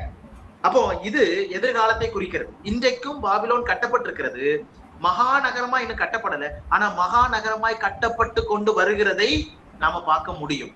அது எப்படி அப்படிங்கறத நான் இப்ப கொஞ்ச நேரத்துல சொல்லுவேன். அப்ப இங்க மகாநகரம் அப்படின்னு சொல்றது இந்த பாபிலோனை வர்த்தகம் சார்ந்து சொல்றதை நீங்க பார்க்க முடியும். வர்த்தகம் சார்ந்து சொல்றதை நீங்க பார்க்க முடியும்.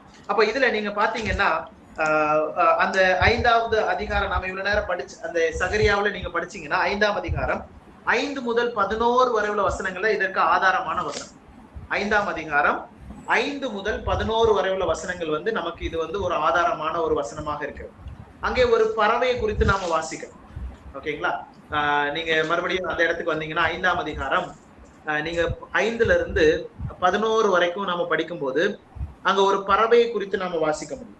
நாரை அப்படின்னு வாசிக்கிறோம். நாரை, இந்த நாரை வந்து ஒரு அசுத்தமான ஒரு பறவைன்னு சொல்லுவோம். ஓகேங்களா? சோ அப்போ இது கூட கம்பேர் பண்ணப்படுறதை நீங்க பார்க்கலாம். அப்போ இதுல வந்து கமர்ஷியல் சிட்டி, அதாவது இந்த இன்டென்ஷனல், இந்த பாபிலோன் கட்டப்பட போகிறது, கட்டப்படும். அது எப்படி பாசிட்டிவா இருக்குமான்னு கேட்டா இல்ல. அந்த இடம் வந்து ரொம்ப விஷயங்களுக்கு அது வந்து காரணமாக மாறப்படும். 9வது வசனத்துல பாத்தீங்கன்னா அதே சகரியாவின் புஸ்தகம் 5ஆம் அதிகாரம் அதனுடைய 9வது வசனம். சகரியா 5ஆம் அதிகாரம். அப்பொழுது நான் என் கண்களை ஏறெடுத்து இதோ புறப்பட்டு வருகிற 2 ஸ்திரீகளை கண்டேன். அவர்களுக்கு நாரையின் சட்டைகளுக்கு குத்த சட்டைகள் இருந்தது, அவர்கள் சட்டைகளில் காற்று இருந்தது. இவர்கள் மரக்காலை, அவர்கள் செட்டைகளில் காற்று இருந்தது அப்படின்னு சொல்றாங்கல்ல. இத சிலர் என்ன சொல்றாங்கன்னா, இன்னைக்கு நாம பார்க்கக்கூடிய அந்த மாடர்ன் ஏர்கிராப்ட்ஸ் இருக்குல்ல, இன்னைக்கு நீங்க பாத்தீங்கன்னா போருக்கெல்லாம் பயன்படுத்துறாங்க, ஏர்கிராப்ட்ஸ்ன்னு சொல்லுவாங்க. இதை வந்து சிலர் என்ன செய்வாங்கன்னா ஒப்பிடுறதை நீங்க பார்க்கலாம், என்ன வேணுமானாலும் இருக்கலாம். ஆனா இதுல என்ன சொல்லியிருக்குன்னு சொன்னா, இந்த மகாபாபிலோன் ரொம்ப ஆக்டிவான ஒரு இடமா இருக்க போகுது. பல வர்த்தகங்கள் இங்க நடக்க போகுது.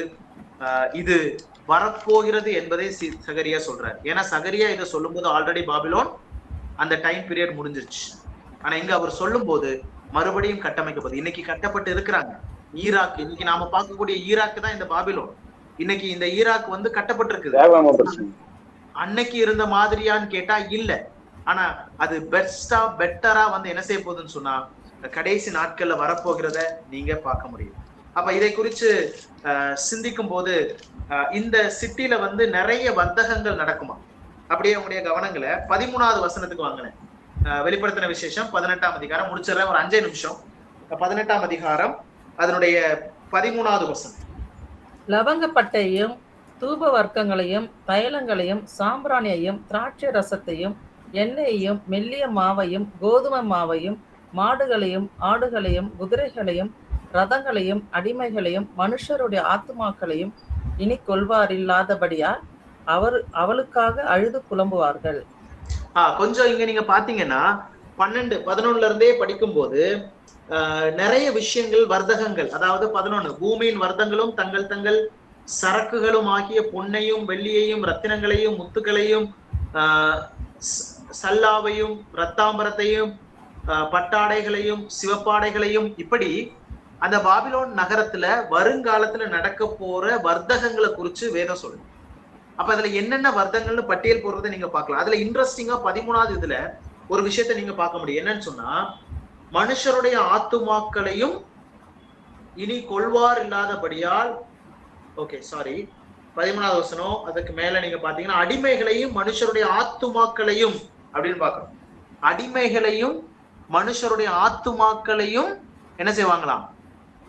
வர்த்தகம் பண்ணுவாங்களாம். இதனுடைய மொழிபெயர்ப்பு எப்படி சொல்லலாம்னு சொன்னா, சரீர அவயவங்களை, அதாவது பார்ட்ஸ் ஆஃப் த பாடியை வந்து என்ன செய்வாங்கன்னா வர்த்தகம் பண்ணுவாங்க.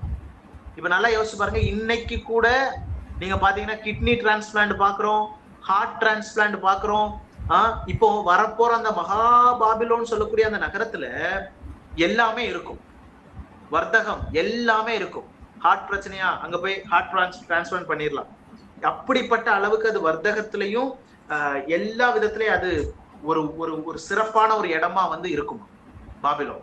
அப்ப இன்னைக்கு நிறைய பேர் என்ன சொல்றாங்கன்னா, எத்தனை பேர் கேள்விப்பட்டிருக்கீங்கன்னு தெரியல, சவுதி அரேபியால நியோம் சிட்டின்னு சொல்லிட்டு ஒரு சிட்டியை வந்து உருவாக்குறாங்க.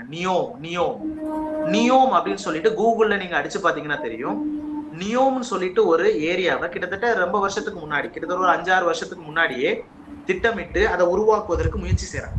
இந்த சவுதி அரேபியா தான் என்ன செய்யுதுன்னா, பணம் நிறைய செலவு செய்து இதை செய்வதற்கு முயற்சி செய்து இதற்கு வந்து செலவே என்னன்னா $500 பில்லியன் செலவு பண்றாங்க. கிட்டத்தட்ட இதனுடைய பரப்பளவு என்னன்னா 26,500 ஸ்கொயர் ஃபீட் பரப்பளவுல இது செய்யப்படும்.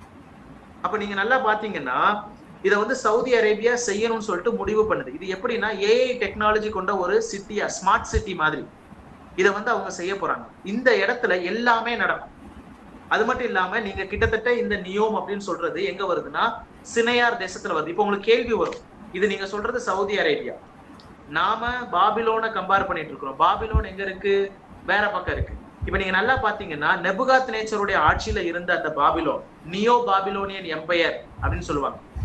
இந்த பாபிலோனுடைய ஆட்சி காலம், நெபுகாத் நேச்சருடைய ஆட்சி காலத்துல இருந்த பாபிலோனுடைய பரப்பளவு உள்ளதான் இந்த நியோம் சிட்டி. இப்ப நாம பார்க்கக்கூடிய சவுதி அரேபியால செஞ்சுட்டு இருக்கக்கூடிய நியோம் அப்படின்னு சொல்லிட்டு ஒரு ஸ்மார்ட் சிட்டியை உருவாக்குறது இருக்கு. நீங்க அன்னைக்குள்ள மேப்பை பாத்தீங்கன்னா அதுக்குள்ளதான் இது வருது. அப்ப நிறைய பேர் என்ன சொல்றாங்க, இந்த நியோம் அப்படின்னு சொல்றது அதனுடைய பெயரே என்னன்னா புதிய எதிர்காலம். நியோ, NEO, நியோன்னு சொன்னா கிரேக்க வார்த்தையில அதனுடைய அந்த நியோ அப்படின்னு சொன்னா புதிது, எம் அப்படின்னு சொன்னா இந்த அரபிக் வார்த்தையில எம் வந்து எதிர்காலத்தை குறிக்கக்கூடியது. அப்ப புதிய ஒரு எதிர்காலத்தை திட்டமிட்டு கட்டிட்டு இருக்காங்க. இன்னைக்கு அந்த ப்ரோக்ராம் வந்து கொஞ்சம் தற்காலிகமா ஸ்டாப் பண்ணிட்டாங்க. ஏன்னு சொன்னா பணம் தட்டுப்பாடு, அது மட்டும் இல்லாம நிறைய மற்ற சூழல்கள் காரணமாக நிறுத்திட்டாங்க. இல்லைன்னா அன்னைக்கு தொடங்கும் போது என்ன சொன்னாங்கன்னா 2025 இதை நாங்க ஓபன் பண்ணுவோம்னு சொன்னாங்க. ஆனா அது நடக்கல. 2024 நியோம் அப்படின்னு சொல்லக்கூடிய இந்த அந்த ஸ்மார்ட் சிட்டியை வந்து என்ன செய்றாங்கன்னா ஃபுல்லா ஓபன் பண்ணல, ப்ராஜெக்ட் போயிட்டு இருந்துச்சு. அதுல ஒரு சில இடங்களை மட்டும் ஓபன் பண்ணிருக்காங்க. கிட்டத்தட்ட நீங்க பாத்தீங்கன்னா, நான் சமீபத்துல இப்போ கிளாஸுக்கு முன்னாடி நான் அதை நோட் பண்ணேன். கிளாஸுக்கு முன்னாடி நோட் பண்ண ஒரு விஷயம் என்னன்னு சொன்னா, அங்கே ஒரு விஷயம் வந்து இப்போ ரீசெண்டா கொஞ்ச நாளைக்கு 2024 வந்து ஓபன் பண்ணதா சொல்லியிருக்காங்க. சிண்டாலா அப்படின்னு சொல்லக்கூடிய ஒரு ப்ராஜெக்ட், ஒரு ஐலாண்ட். அது வந்து என்னன்னா ரொம்ப லக்ஸரியான ஒரு ஐலாண்ட் ப்ராஜெக்ட் வந்து இந்த சிண்டாலா அப்படின்னு சொல்லக்கூடிய இந்த நியோம் அப்படிங்கிற அந்த ப்ராஜெக்டுக்குள்ள வரக்கூடிய ஒரு சின்ன ஒரு பகுதியை ஓபன் பண்ணியிருக்காங்கன்னு சொல்லியிருக்காங்க. அப்ப அது மட்டும் இல்லாம நிறைய வந்து துறைமுகங்களும் இந்த நியோம் ப்ராஜெக்டுக்குள்ள வர்றது ஓபன் பண்ணியிருக்காங்க. முழுமையா இன்னும் ஓபன் பண்ணல, ஆனா அதற்கான கட்டுமான பணிகள் போயிட்டு இருக்குது, கொஞ்ச நாள் ஆகும் அப்படிங்கறதெல்லாம் சொல்றாங்க சில வேத வல்லுநர்கள். இப்போ கூட ரீசெண்டா இந்த வரலாறை படிக்கிறவங்க என்ன சொல்றாங்கன்னா, இப்படிப்பட்ட ஒரு சிட்டி, இப்படிப்பட்ட மிகப்பெரிய ஒரு சிட்டி இதுவரைக்கும் உருவாகாதான். நம்ம வேதத்துல பாக்குறோம் மகாபாபிலோன் படிக்கிறோம். அப்ப மகாபாபிலோனா கிட்டத்தட்ட நியூயார்க் சிட்டியோட 30 மடங்கு பெருசா இருக்கும். 30 மடங்கு பெருசா இருக்கும். அந்த அளவுக்கு அவங்க கட்டிட்டு இருக்காங்க. நான் முன்னாடியே சொன்னேன் எத்தனை அளவு பரப்பளவுன்னு சொல்லிட்டு நான் முன்னாடியே சொன்னேன். கிட்டத்தட்ட அதனுடைய ஸ்கொயர் கிலோமீட்டரை 26,500 கிலோமீட்டர் ஆகும். அப்ப அந்த அளவுக்கு ஒரு வர்த்தக நிலையாக அது மாறப்போகுது. அப்ப நிறைய பேர் என்ன சொல்றாங்கன்னா, இதுதான் அந்த மகா பாபிலோன் அப்படின்னு சொல்றாங்க. அப்போ அப்படி ஒரு நிலைமை வந்து கட்டினாங்கன்னு சொன்னா, இந்த நியோம் அப்படிங்கிற அந்த நியூ ஃபியூச்சர் இந்த இடத்துக்கு எந்த உலகத்துல எங்க இருந்தாலும் 4 மணி நேரத்துல நீங்க வந்துடலாம். 70% மக்களால 4 மணி நேரத்துல எங்க இருந்தாலும் வந்து சேர முடியும். மீதி இருக்கிற 30% மக்களால மட்டும் 8 மணி நேரம் இருந்தா வந்துடலாம். அப்படின்னா அது ஒரு முக்கியமான வர்த்தக நிலையாக மாறப்போம். அங்க சரீர பார்ட்ஸ், பாடி பார்ட்ஸும் கிடைக்கும், என்ன வேணுமோ கிடைக்கும். அதுல அந்த வர்த்தகத்தை பத்தி நாம வாசிக்கிறோம். வேதம் சொல்லுது, இதை அழிப்பார், தேவன் இடித்து போடுவார், இதை தேவன் அழிப்பார் என்று வேதம் தெளிவாக சொல்லுகிறது. 18வது வசனம் 10வது வசனத்தை படிங்க. 18ஆம் அதிகாரம் 10வது வசனம். 10வது வசனம். அவளுக்கு உண்டான வாதையினால் பயந்து தூரத்திலே நின்று, ஐயோ பாபிலோன் மகாநகரமே, பலமான பட்டணமே, ஒரே நாளிகையில் உனக்கு ஆக்கினை வந்ததே என்பார்கள். கொஞ்சம் யோசிச்சு பாருங்க, இத்தனை வருஷமா ப்ராஜெக்ட் போயிட்டு இருக்கு. அப்படி ஒரு சிட்டி உருவானாலும் அந்த சிட்டி ஒரே நாளிகையில் இடியும். இதை பாக்குற எல்லாருமே தூரத்துல நின்று பக்கத்துல கூட வரமாட்டாங்க. 15வது வசனம் மறுபடியும் சொல்லுது, இப்படிப்பட்டவர்களை கொண்டு வர்த்தகம் பண்ணி அவளால் ஐஸ்வர்யவான்கள் ஆனவர்கள் அவளுக்கு உண்டான வாதையினால் பயந்து தூரத்திலே நின்று, இதை பயன்படுத்தி வர்த்தகம் பண்ணி வசதியானவங்க எல்லாருமே தூரத்துல நின்றார்கள் அப்படின்னு நாம பார்க்கிறோம். அதுக்கப்புறம் 17வது வசனம், மாலுமிகள் யாவரும், கப்பலில் யாத்திரை பண்ணுகிறவர்கள் யாவரும், கப்பல் ஆட்களும், சமுத்திரத்திலே தொழில் செய்கிற யாவரும் தூரத்திலே நின்று அப்படின்னு வாசிக்கிறோம். அதுக்கப்புறம் 19வது வசனம், தங்கள் தலைகள் மேல் புழுதியை போட்டுக்கொண்டு, ஐயோ மகாநகரமே, சமுத்திரத்திலே கப்பல்களையும் அனைவரும் இவளுடைய உச்சிதமான சம்பூரணத்தினால் ஐஸ்வர்யவான்கள் ஆனார்களே, ஒரு நாளிகையிலே இவள் பாழாய் போனாலே என்று அழுது துக்கித்து ஓலமிடுவார்கள். அப்ப இப்படிப்பட்ட ஒரு நகரத்தை ஒரே நாளிகையில் அது இடிக்கப்பட போகிறது என்று நாம் பார்க்கிறோம். இன்னைக்கு உள்ள காலகட்டத்துல யோசிச்சு பாத்தீங்கன்னா, நீங்க நல்லா யோசிச்சு பாத்தீங்கன்னா, இது எப்படி இடிக்கப்படுறதுக்கு இந்த காலகட்டத்துல சாத்தியம் சொன்னா பாம்பு போட்டாதான் முடியும். இன்னைக்கு நிறைய விஷயம் நடந்துட்டு இருக்கு. இஸ்ரேல்ல போடுறாங்க, இப்பவும் சண்டை போயிட்டு இருக்குது. ஒரு பாம்பு போட்டா பல இடங்கள் காலியாகுது, கம்ப்ளீட்டா டெஸ்ட்ராய் பண்ண முடியும். அப்ப இது எல்லாமே எங்க நடக்க போகுதுன்னு சொன்னா, ஆண்டவராக இயேசு கிறிஸ்து அருமகதான் யுத்தத்தினுடைய முடிவுல மகிமையோடு திரும்பி வரும் பொழுது, ஒலிவ மலையில் வரும் பொழுது, அந்த சமயத்திலே எல்லா தேசமும் இதற்கு விரோதமாய் நிற்கும் பொழுது பாபிலோன் மேலும் தேவனுடைய நியாய தீர்ப்பு வரும், வந்து அது முழுமையாக இடிந்து விழும் அப்படின்னு சொல்லிட்டு நாம பார்க்கிறோம். கடைசியா நீங்க பார்க்கும் பொழுது இங்கே முழு உலகமே தேவனுடைய அங்க நியாய தீர்ப்பு இந்த 7வது கலசத்திலே, இந்த 7வது இதுல முடிவுக்கு வர்றதை நாம பார்க்க முடியும். அப்போ இப்ப நாம நடக்கக்கூடிய இந்த உலகத்தை நீங்க சுத்தி பார்த்தீங்கன்னு சொன்னா, இந்த உலகம் டெக்னிக்கலாவும் சரி, டெக்னாலஜிக்கலாவும் சரி, பொலிட்டிக்கலாவும் சரி, அப்புறம் நீங்க பாத்தீங்கன்னா ரிலிஜியஸாவும் சரி, ஆண்டவருடைய வருகைக்கு ரொம்ப ஆயத்தமாக இருக்கு. ஆண்டவராக இயேசு கிறிஸ்து சீக்கிரமா வரப்போறார். அது மட்டும் நாம் இதுல இருந்து கற்றுக்கொள்ள முடியும். அவர் சீக்கிரமாய் வருவார். அப்ப அதற்கு நாம் எந்த அளவுக்கு ஆயத்தமாக இருக்கிறோம் சிந்திப்போம். ஆக இந்த இடத்துல மகா பாபிலோன், வர்த்தக பாபிலோன் இடிக்கப்படும். இந்த பாபிலோன் ஆல்ரெடி இருந்துருச்சு, முடிஞ்சிருச்சு. இது ரோமாபுரியை குறிக்குதுன்னு சொல்றாங்க. இல்ல, ஏன்னா சகரியா தீர்க்கதரிசனம் சொல்லும் போது வரப்போகிறதை அவர் சொல்லுகிறார்.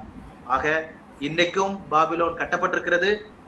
அன்றைக்கு இருந்த அளவுக்கு இல்ல, ஆனா அன்றைக்கு இருந்த அளவிற்கு மகா பாபிலோனாக, மகா நகரமாக வருங்காலத்தில் கட்டப்படும். இதை சில வேத வல்லுநர்கள் நியோம் அப்படிங்கிற சவுதி அரேபியால கட்டிட்டு இருக்கக்கூடிய அந்த ப்ராஜெக்டுக்கு ஒப்பிடுறாங்க.